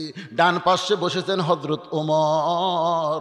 আল্লাহ রাসূল বলেছেন কুল জাল হক ওয়া যাহাকাল বাতিল ইন্নাল বাতিলা কানা যাহুকা।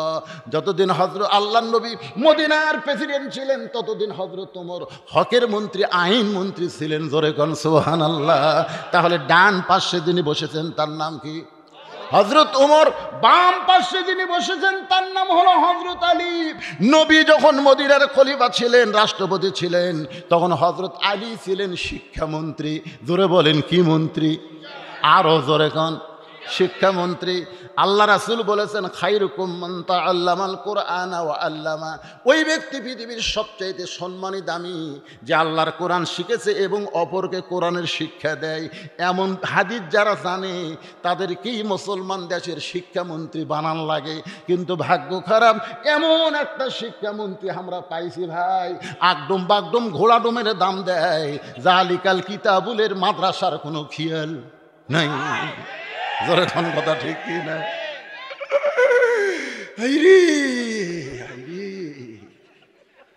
এটা কি শিক্ষামন্ত্রী রে? এই মরিয়া গেলে আর জানাজা পড়বি কে রে?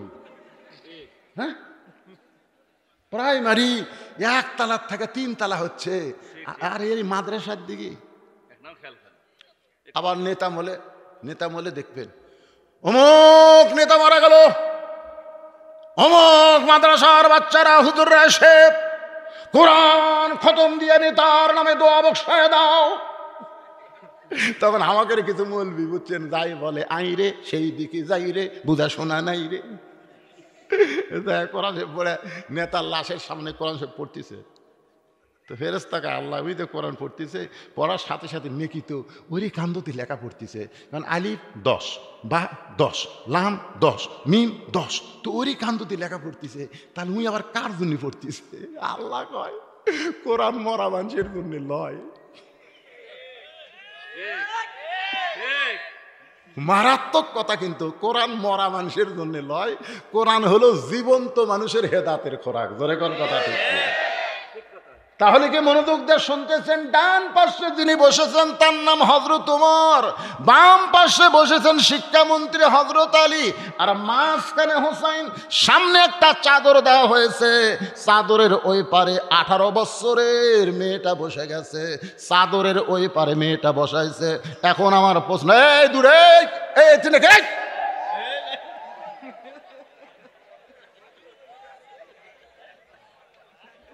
এই মাদ্রাসারই ছাত্র তারা, তাই না?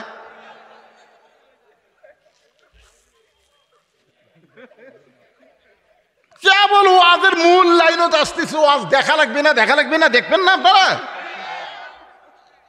তো সামনে একটা চাদর দেওয়া হয়েছে, জোরে কোন কি? চাদরের ওই পারে যে মেয়েটা বসেছে তার বয়স হলো 18 বছর। এখন বাংলার মুসলমানকে আমার প্রশ্ন হলো, সামনে চাদর দেওয়ার কারণ কি? জোরে বলেন, আরো জোরে, জোরসে বলুন। কিন্তু বেগম মমতাজ সিয়াসাতটা বলে পড়ে, সংসদে কইছে সিয়াসাতটা পড়ি, বুখারী শরীফ পড়ি। সেই বেগম মমতাজ কইছে, ওরে শরীয়তের মাওলানা চোখ দুইটা করলা কানা, মনের পর্দা বড় পর্দা তোমরা খোঁজা পাইলা না, তেতুল হুজুর বুঝলো না। আল্লাহর ওলি আহমদ শফিকে, যিনি লক্ষ লক্ষ আলেমের উস্তাদ, সেই আল্লাহর ওলিকে মমতাজ 2 টাকার মমতাজ কইছে তেতুল হুজুর। জোরে কোন কি হুজুর? ও বলতেছে মনের পর্দা বড় পর্দা, মনের পর্দা বড় পর্দা, শরীয়তে মানে না, তেতুল হুজুর বুঝলো না।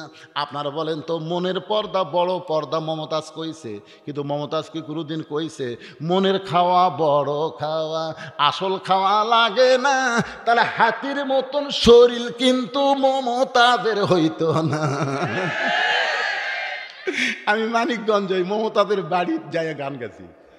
ওরে মমতাজ তুমি বুঝলে না, মনের পর্দা বড় পর্দা কইলা, কিন্তু মনের খাওয়া বড় খাওয়া তুমি কোনোদিন কইলা না। মনের খাওয়া বড় খাওয়া কইলে ড্রামের মতন শরীর তোমার হইত না।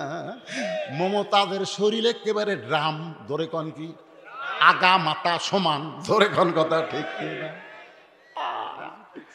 দেখিনি মানে কি কয় হুজুর মমতাজ দেখিনি মানে কি কয় রে? সংসদ তুই হামা কর যা তাই কয়, মিজানুর রহমান আজারি সম্পর্কে যা তাই কয়, জোরে কোন কথা ঠিক কিনা? হায় হায়, আপনারা বলেন মনের পর্দা যদি বড় পর্দা হইতো তাহলে হযরত ওমরের মন ভালো না খারাপ, হোসেনের মন ভালো না খারাপ, আলীর মন ভালো না খারাপ? তাহলে সামনে চাদর দেওয়ার কারণ কি? সামনে চাদর দিয়ে বুঝাই দিলেন মনের পর্দা পর্দা না, পর্দা হলো আল্লাহর আইন।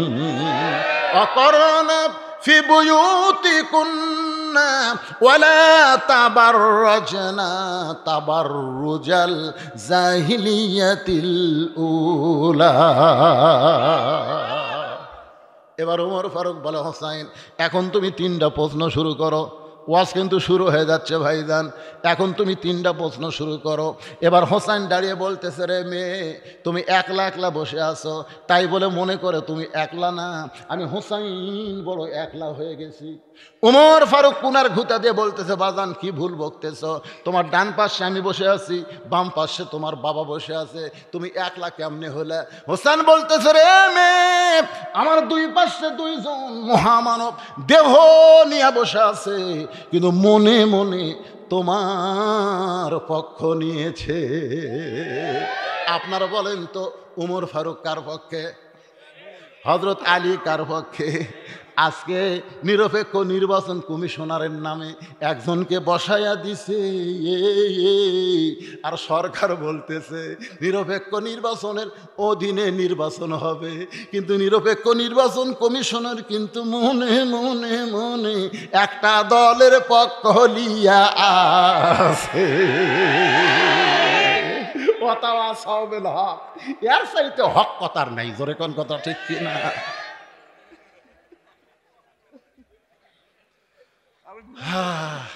কি কই ঘুম আসবি? আমি জীবনে আপনাকে এলাকাতে আসিনি ভাইরে। এই রাত 3টা বাজবি রে না কয়টা বাজবি? 2টা বাজবি রে, তাও মনে হয় রাত 8টার মতন লাগতেছে। আপনারা বলেন তো ওমর ফারুক কার পক্ষে, আলী কার পক্ষে? এখন যারা প্রশাসনে বসে আছে এরা কার পক্ষে?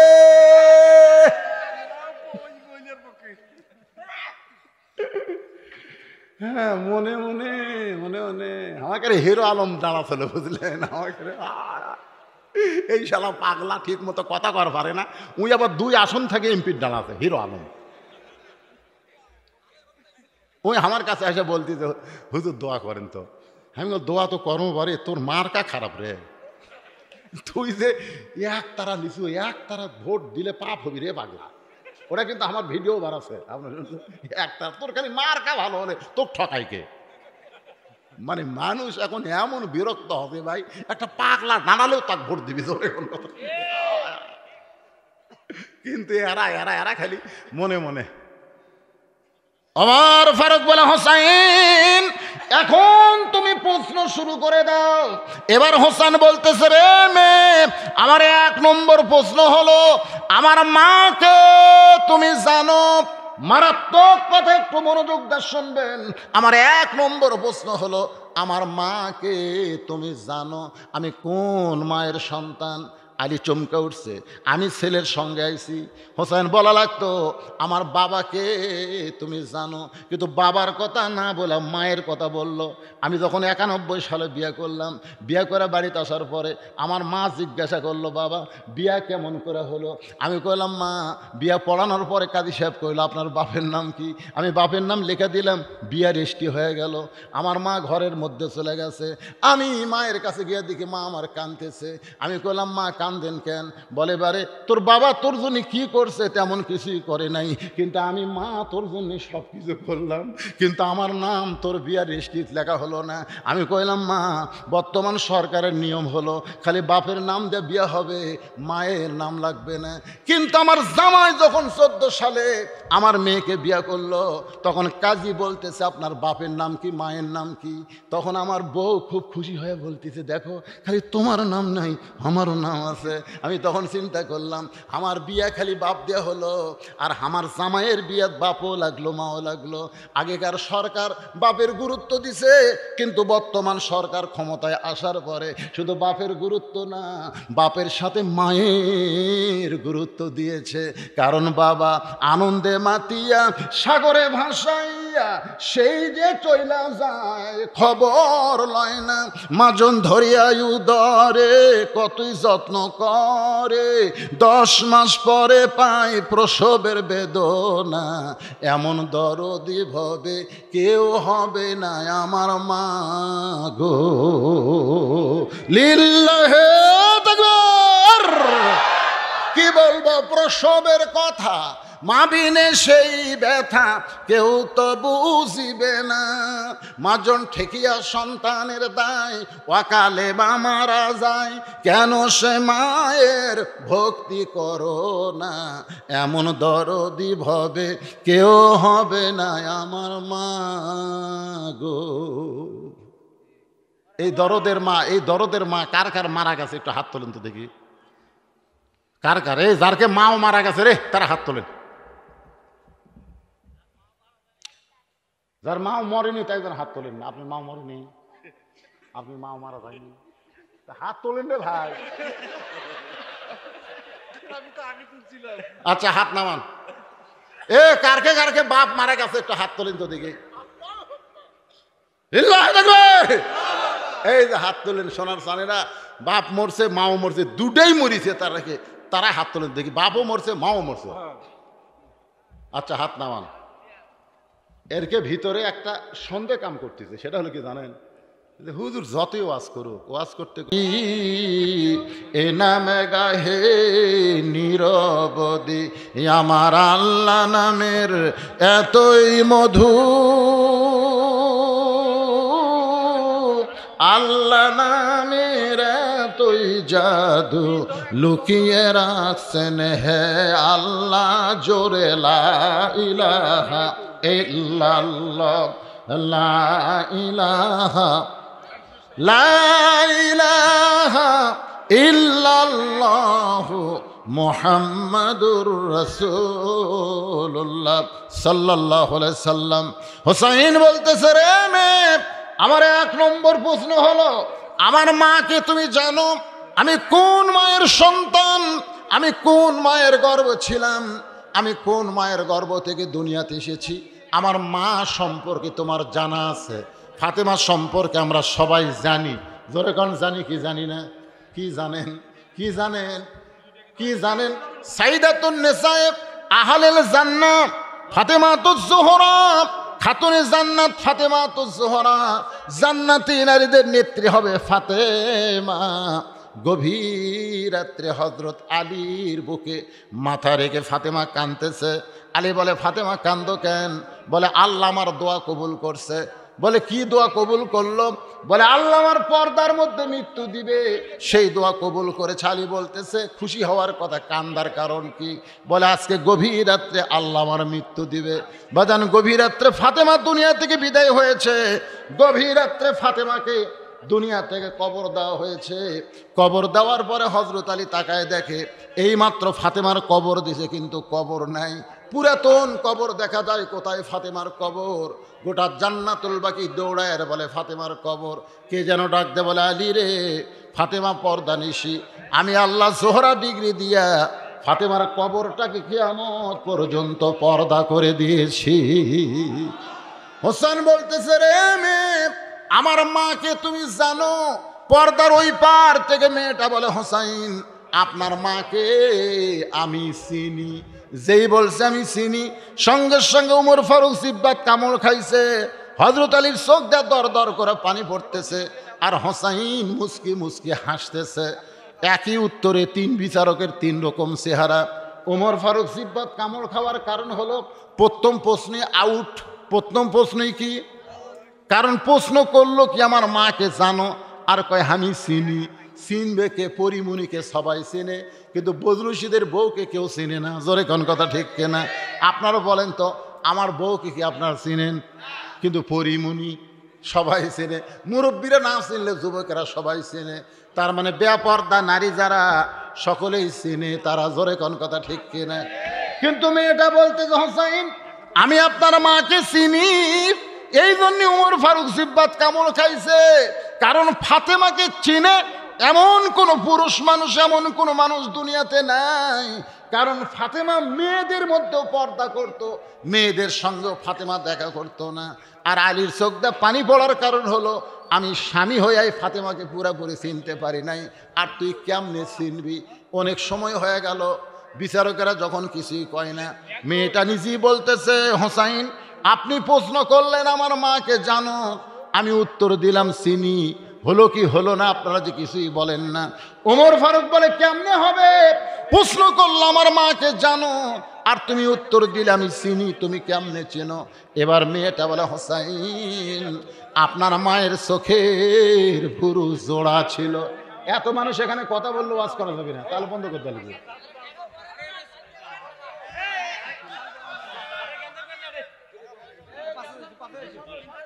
হ্যাঁ, একটু পরিবেশ দেওয়া লাগবে না ভাইজান? কারণ না বোঝা লাগবে তো, মারাত্মক প্রশ্ন যে। একটু মনোযোগ দেন। মেয়েটা বলতে যে, হোসাইন, আমি যখন রোমের জেলখানায় বন্দি ছিলাম, শেরদিল কারারক্ষী সকালবেলা 3টা করে চাবুক মারত, বিকেলবেলা 3টা করে চাবুক মারত।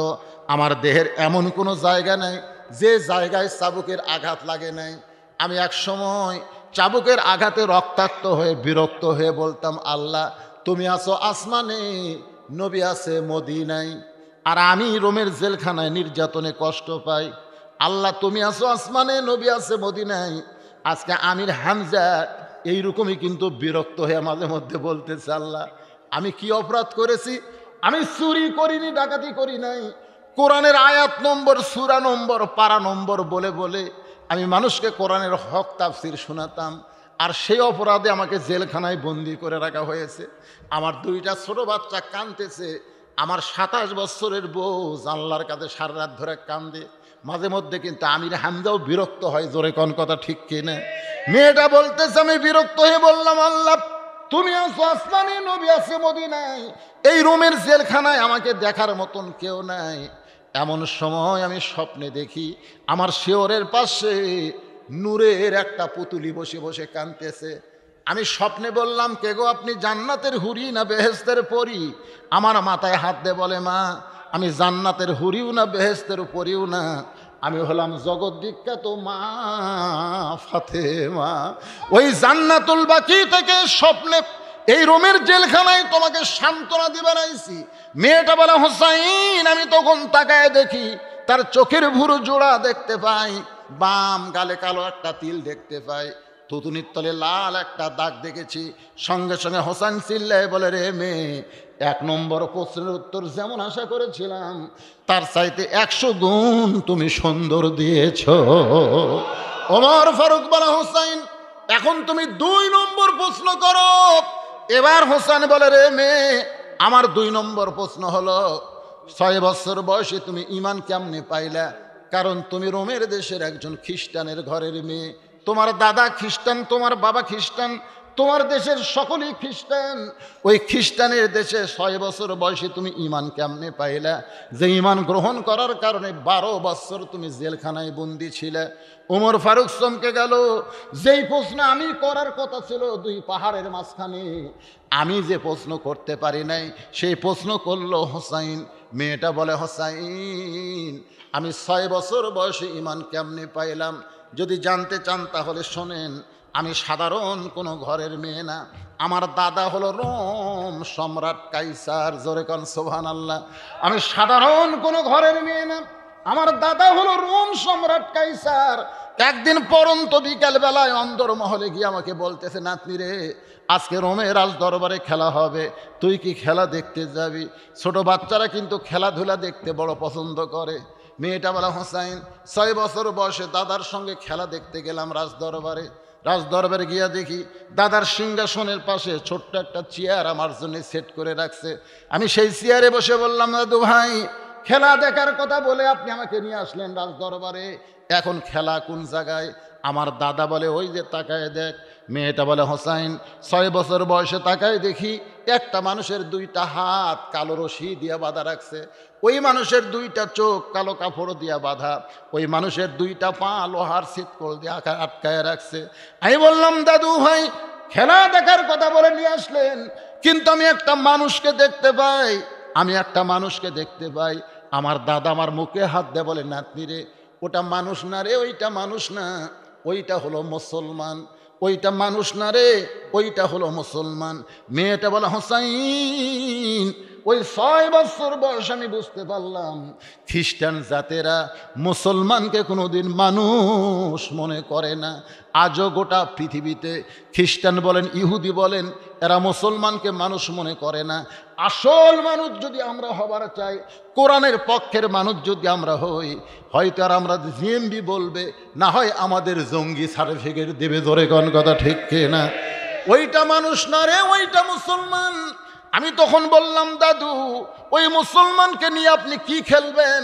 আমার দাদা বলে, ওই যে তাকায় দেখ। আমি তাকায় দেখি বিশাল একটা আগুনের চুলা, দাউ দাউ করে আগুন জ্বলতেছে।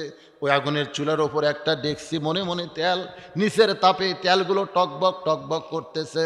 আমার দাদা বলতেছে, ওই মুসলমানকে হাত পাও বান্ধে উত্তপ্ত তেলের মধ্যে ফেলে দিব, মুসলমান তেলের মধ্যে পুড়ে মরে যাবে। আজকের খেলার নাম হলো মুসলমান মারার খেলা। আমি 6 বছরের ছোট্ট মেয়ে বললাম, দাদু ভাই ওই মুসলমানকে মারার খেলা কি বন্ধ করা যায় না? আমার দাদা বলে, 100 বার যায়। যদি মুসলমান একবার বলে আল্লাহ রাসূল মানি না, শুধু আল্লাহ রাসূল মানি না এই কথা বলার সঙ্গে সঙ্গে আমি হাতের বাঁধন খুলে দিব, চোখের বাঁধন খুলে দিব, পায়ের শিকল খুলে দিব। কারণ আমি হাত বেঁধেছি, আমি চোখ বেঁধেছি, আমি পা বেঁধেছি, কিন্তু মুখটা তো আর আমি বাঁধি নাই।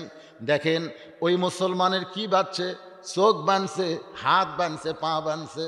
আর বাংলার মুসলমানের চোখ খোলা আছে, হাত খোলা আছে, পা খোলা আছে, কিন্তু অটোমেটিক মুখ বান্ধা ফেলে দিছে। জোরে কোন কথা ঠিক না? দেখেন সব চলতেছে, কিন্তু এই মুখ দিয়ে তারা হক কথা বলতেছে না। কিন্তু ওই মুসলমানের হাত বান্ধা, চোখ বান্ধা, পা বান্ধা। তারপরে ছোট্ট মেয়েটা বলে, হোসাইন আমি কাছে গিয়ে বললাম, মুসলমান একটা বারের জন্য বলো আল্লাহ রাসূল মানি না, তাহলে আমার দাদা তোমাকে ছাইড়া দিবে, আগুনের চুলার মধ্যে তোমাকে পুড়ে মারবে না। মুসলমান চিল্লায় বলে, মা তোমার কাছে জীবনের বড় দাম, কিন্তু একজন মুসলমানের কাছে ইল্লাল্লাযীনা আমানু ওয়া আমিলুস সালিহাতি ওয়া তাওয়াসাউ বিল হক ওয়া তাওয়াসাউ বিস সবর। একজন মুসলমানের কাছে জীবনের চাইতে ঈমানের দাম এত বেশি, দরকার হলে বাতিলের সঙ্গে আপোষ না করে ওই হকের পক্ষে আগুনের চুলার মধ্যে জীবন দিবে। আমার দাদা সঙ্গে সঙ্গে দাঁড়িয়ে বললেন, রে সৈনুর আর দেরি করিস না, তাড়াতাড়ি মুসলমানকে আগুনের চুলার মধ্যে ফেলে দে। মেয়েটা বলে, হোসাইন আমি বললাম, দাদু ভাই খেলা দেখবার আইছি, তাই বলে একটা মানুষকে মারবেন এই খেলা আমি দেখব না। আমি যখন যাবার চাই, আমার দাদা জোর করে আমার হাতটা চেপে ধরে বলল, খেলা দেখার কথা বলে নিয়ে আইছি, খেলা দেখতেই হবে। আমার দাদা জোর করে আমার হাতটা চেপে ধরে আছে। আমি তাকায় দেখি ওই মুসলমান উত্তপ্ত তেলের দিকে যায়, তার ভিতরে কোনো ভয় ভীত নাই। সে যেন ইচ্ছা করে হকের পক্ষে ঈমানের দাবিতে আগুনের চুলার দিকে হাঁটতেছে। একেবারে চুলার কাছে তখন আমি আমার হাত দিয়ে চোখ বন্ধ করলাম। একটা জীবন্ত মানুষকে মেরে ফেলবে, এই দৃশ্য আমি দেখবো না। কিন্তু হঠাৎ একটা বাণী আমার কানের মধ্যে ঢুকে গেল। সেই বাণীটা হলো আশহাদু আল্লাহ ইলাহা ইল্লাল্লাহু ওয়াহদাহু লা শারীকা লা ওয়া আশহাদু আন্না মুহাম্মাদান আবদুহু ওয়া রাসূলুহু লা ইলাহা ইল্লাল্লাহু মুহাম্মাদুর রাসূলুল্লাহ। মেয়েটা বলে হোসাইন। ওই মুসলমান আগুনের চুলার মধ্যে পড়তেছে, কিন্তু চোখের উপর হাত দেওয়ার পর আমি দেখতেছি তার দেহ নামক খাঁচাটা পড়লো চুলায়, আর ভিতরের পাখিটা কে যেন ধরে সবুজ রঙের একটা বাগানে উড়াল দিয়ে চলে গেল। আমি তখন জোরে হাসকা দিলাম। আমার দাদার হাত থেকে আমার হাত খুলে গেল, কারণ আমার দাদা যখন হাত ধরেছিল তখন ছিলাম আমি বেঈমান, কিন্তু মুসলমানের কলেমার কারণে আমার মধ্যে সেই কলেমা ঢুকেছে, যার কারণে আল্লাহ ইমানের শক্তি বাড়ায়া দেওয়ার কারণে দাদার কাছ থেকে হাত ছিনে ঘরের মধ্যে গিয়া মায়ের কাছে বললাম লা ইলাহা ইল্লাল্লাহ মুহাম্মদ রাসূলুল্লাহ। আমার মা বলতেছে, তুই না দাদার সঙ্গে খেলা দেখতে গেলি, খেলা দেখবার গিয়ে মুসলমানের কলমা কোথায় পাইলি? এই কলমা যদি তোর দাদা শোনে, তোর বাপ শোনে, তোকে হত্যা করবে। আমি তখন বললাম, মা, এই কলমাওয়ালারা কোনোদিন মরে না, এদের দেহ অন্ধকার কবরে যাবে, এই কলেমাওয়ালার দেহ কবরে যাবে, কিন্তু ভিতরের পাখি রুহুর কোনোদিন কবর হবে না মা। এই রুহুটা ইল্লিন নামক জান্নাতের বাগানে ঘুরে বেড়াবে। আমি আবার দৌড়ে আসলাম। আসা থেকে আমার দাদা সৈন্যদের দিয়া নাস্তিকের মতন, শাহবাগে নাস্তিকের মতন মিছিল করতেছে, মুসলমান পুড়িয়া শেষ হয়ে গেল। আমি তখন দাদার সামনে শাহাদত আঙ্গুলে তুলে বললাম, কানার ভাগ্যে ধন মিলে না ও দাদা, কানার ভাগ্যে ধন মিলে না, সামনে পড়ে আছে সোনা, কানা দেখতে পায় না, মাটি মনে করে ফাইলা দেয়, হাতে তুলে নেয় না, কানার ভাগ্যে ধন মিলে না। দাদা, তোমরা বলতেছো মুসলমান পুড়ে গেছে, মুসলমান পড়েনি দাদা, মুসলমানের খাঁচা পড়তেছে, আর মুসলমানের পাখি এখন জান্নাতে উড়তেছে। আমার দাদা চিল্লায় বলে, তুই আমার নাতনি হয়ে ওই মরা মুসলমানের পক্ষে কথা বলতেছিস? আমি তখন বললাম, দাদা আপনারা হলেন মরা, আর ওই মুসলমান মরে নাই, বাল আহইয়াউ ওয়ালাকিন লা তাশউরুন। হোসাইন, একজন মুসলমান দুনিয়া থেকে ঈমান নিয়ে বিদায় নেওয়ার কারণে আমি ঈমান গ্রহণ করলাম। এইভাবেই 6 বছর বয়সে আমি ঈমান নামক মহামূল্যবান নিয়ামত পেয়েছি। সঙ্গে সঙ্গে হোসেন চিল্লায়ে বলে, রে মেয়ে, 2 নম্বর প্রশ্নের উত্তর যেমন আশা করেছিলাম তার চাইতে 1000 গুণ তুমি সুন্দর দিয়েছ। ওমর ফারুক বলে, হোসাইন এখন 3 নম্বর প্রশ্ন করো। এবার হোসেন বলে, রে মেয়ে, আমার 3 নম্বর প্রশ্ন হলো বিবাহের পরে। এ যুবকের একটু মনোযোগ দিয়ে খেয়াল করবা, বর্তমান বাংলাদেশ যে সময় চলতেছে, এই সময় কিন্তু বিয়ার পরের চাইতে বিয়ার আগে মহব্বত বেশি। জোরে গণ কথা ঠিক কি না? দেখবেন একজন প্রেমিক প্রেমিকাকে বলে, তুমি আমার জীবন, তুমি যদি চাও আমি সাগর ছিঁচব। কে পাগলা, সাগর ছিঁচতে পারবো? তুমি যদি চাও আমি এভারেস্ট পাহাড় পাড়ি দিয়ে চলে যাবো, তুমি চাইলে যা চাও, তুমি আমার জীবন, তোমার জন্যে রক্ত দিয়ে আমি ইতিহাস লেখবো। বিয়ার আগে এরকম বহু কথা বলা যায়, কিন্তু বিয়ার পরে লাখ টাকা ঘুম পাড়ে, হারবাল খাইয়াও চাতে না। জোরে কোন কথা ঠিক না? কথা বুঝবার পারতেছেন না? ওরা বিজ্ঞাপন পড়ে, এরা দেওয়ালত বিজ্ঞাপন পড়ে, ওরা দেওয়ালত দেখে ইন্ডিয়ান হারবাল হারবাল। বিয়ার আগে বহু কথা, বিয়ার আগে বহু কথা, তোমার জীবন। বিয়ার পরে চাতে না, খালি ঘুম পাড়ে, খালি ঘুম পাড়ে। এই জান্নাতি যুবকদের সর্দার হোসেন কি বলতেছে? আমার 3 নম্বর প্রশ্ন হলো, বিবাহের পরে আমার সঙ্গী তোমার থাকতে হবে। মেয়েটা খালি ফোপায় ফোপায় কাঁদতেছে, ওমর ফারুক বলে, মা যে দুইটা কঠিন প্রশ্ন করলো তুমি তার উত্তর দিবার পারলা, কিন্তু সহজ প্রশ্ন বিবাহের পর আমার সঙ্গেই থাকতে হবে, এই উত্তর দিতে তুমি কান্দো কেন? মেয়েটা বলে, আমিরাল মুমিনিন, আমি যদি বলি বিয়ার পরে আপনার সঙ্গে আমি থাকবো, এরকম কথা বললে হোসেন বিশ্বাস করবে না, কারণ কথা বলার মতন বলা লাগবে। জোরে কোন ঠিক কিনা? বলার মতন বলা। কি বাবা মশলা নাকি রে?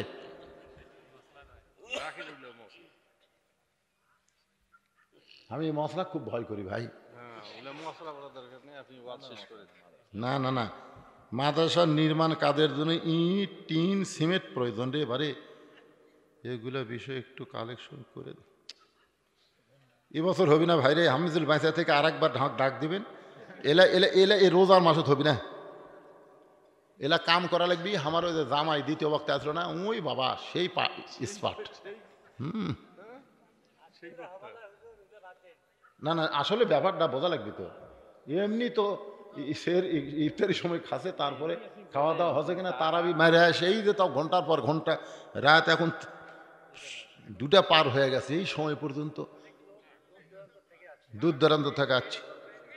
যারা ইচ্ছে করবেন তারা সিমেন্ট দান না, এখানে বলছে যে ভাই ইট সিমেন্ট এলে আপনাদের মধ্যে যদি কেউ থাকে ভাই রে, ইট সিমেন্ট আপনারা যা দেবেন, অসহায় এরা আপনাদের আশা করে এই মাহফিলটা নিয়ে আসছে, বক্তাও নিয়ে আসছে, আপনারাও আসছেন, এলাকার স্বার্থে এলাকার মাদ্রাসায় আপনারা দান করবেন। আপনাদের উপর জোর নাই, আপনারা যদি ইচ্ছা করেন যে কোনো মানত বাবদ 1000। না শোনেন, আমি কথাটা বলি। আমার এই যে 37 বছর ওয়াজের বয়স, আমার আপনারা ক্যাসে শোনা দেখবেন, আমার ক্যাসের খালি ওয়াজ আছে, আদায় নাই। আমি আদায় করি না, আদায় পারিও না। আদায় সেটা কোন আদায়? গামছার আদায়। জামাই পারে, আমার জামাই ফাটাফাটি পারে, সেই পারে। জানে যে আমার পরে আমার শ্বশুর আছে, লোক একটা উঠবি না, ধরে ধরে আদায় করবে। ধরে কোন ঠিক কিনা?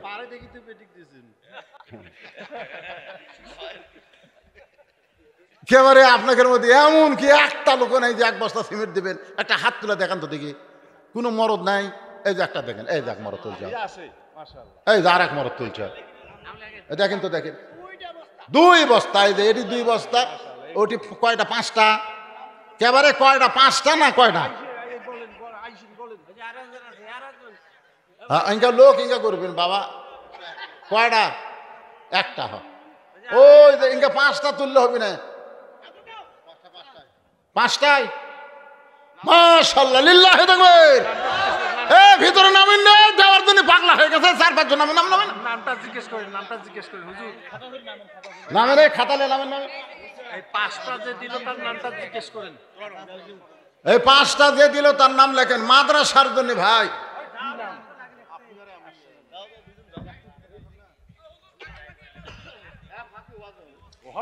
হবে দাঁড়ান। আপনারা কি মনে করতেছেন যে তিনটা প্রশ্নের মধ্যে 2.5টা হসেই পারে? দাঁড়ান, মজা তো আছে, গোপালা সব বেড়াবে। দাঁড়ান। না না, আসলে অনেক দূরের লোক আছে, সেহরির ব্যাপার। বক্তা এলে আপনারা বাড়ি বাড়ি যাইতেন, আজকে তো আমাদের মজা। হ্যাঁ, সেটা আপনারা কিছু ছাড়েন, আজকে কষ্ট হচ্ছে না। বলতেছি, আমি তো বলতেছি রে বাবা, আজ ভালো বক্তা আনছি। এরা দেখি মজার লোক রে। আমি মনে করি আদায় শুরু করলো, সব গেল, আবার এসে বসতেছে। গতকালকে কেন গেল, আর আবার পিছন দিকে আবার কুট থেকে আর আলো রে। এই হুজুরের ওয়াজ শুনতে লিল্লাহি তাকবীর। এই সিমেন্টের বস্তা কয়টা হলো? হচ্ছে বাবা, হচ্ছে। আপনি 10টা বস্তা দেন তো দেখি, দেন, যা থাকে কপালে। লিল্লাহি তাকবীর। আপনার বুকটা একটু মিলাবো, বুক মিলাবি রে। 10 বস্তা আপনি বলছেন আর আমি দেব না। আমার ওয়াজ ছাড়া ঘুমাই না। আল্লাহ সাবেক কাউন্সিলর 10 বস্তা সিমেন্ট ধরে বলেন মারহাবা। ভাই আপনি কিছু কম তো দেখি, আপনি কম, দেখা যাক কি হয়। কোনটা? মাদ্রাসার সভাপতি। তা বলতেছি, বলেন। চলমান দান আছে প্রতি মাসে, জিজ্ঞেস করে দেখেন। আরে এখন কি দেবেন? হুজুরের সরকার নেই, হুজুরের সরকার নেই। আপনি আগে 2 বস্তা আরো 3 বস্তা লেখেন, আগে 2 বস্তা আরো 3 বস্তা, জোরে গান মারহাবা লিল্লাহি দেখবে। মাশাআল্লাহ মাশাআল্লাহ। ভাইজানের নাম কি? আহসান হাবিব মানু। 10 বস্তা সিমেন্ট ধরে বলেন মারহাবা লিল্লাহি দেখবে।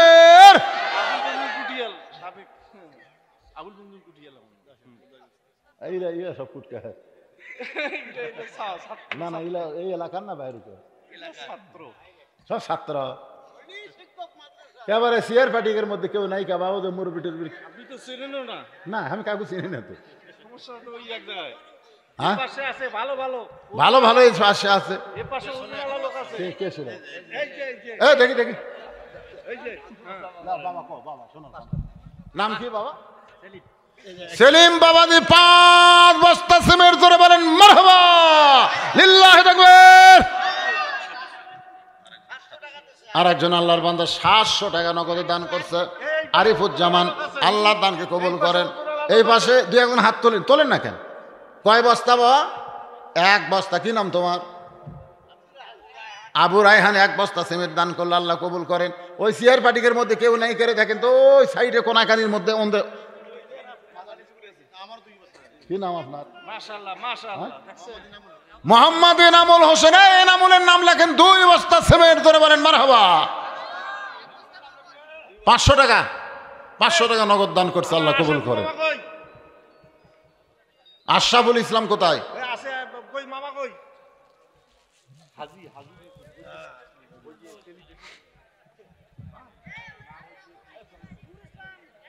নূর ইসলামে 1 বস্তা সিমেন্ট দান করছে, আল্লাহ নূর ইসলামের দানকে কবুল করেন। আচ্ছা, মা বোনদের কাছে যে আদায় করলেন সে টাকা এখানে আনছেন না? কুটি আসেনি তো, সেটা কুটি গেল বাবা? হ্যাঁ, বাদশা বাদশা বাদশা 1 বস্তা সিমেন্ট দান করছে, আল্লাহ কবুল কর, আল্লাহুম্মা আমিন। এই আপনারা কি মা বোনদের টাকা পাচ্ছেন না পাননি? একটু জিকির করেন লা ইলাহা ইল্লাল্লাহ, লা ইলাহা ইল্লাল্লাহ, লা ইলাহা, লা ইলাহা ইল্লাল্লাহ মুহাম্মাদুর রাসূলুল্লাহ সাল্লাল্লাহু আলাইহি ওয়াসাল্লাম। মেয়েটা বলতেছে হুসাইন, আল্লাহর একজন মস্ত বড় পয়গাম্বর, নাম হলো আয়ুব নবী। জোরে কোন কি নবী? আয়ুব নবী কিন্তু এক সময় বাদশা ছিলেন। শুধু বাদশা ছিলেন না, চাকর নাকর অনেকগুলো বিবি তার ছিল।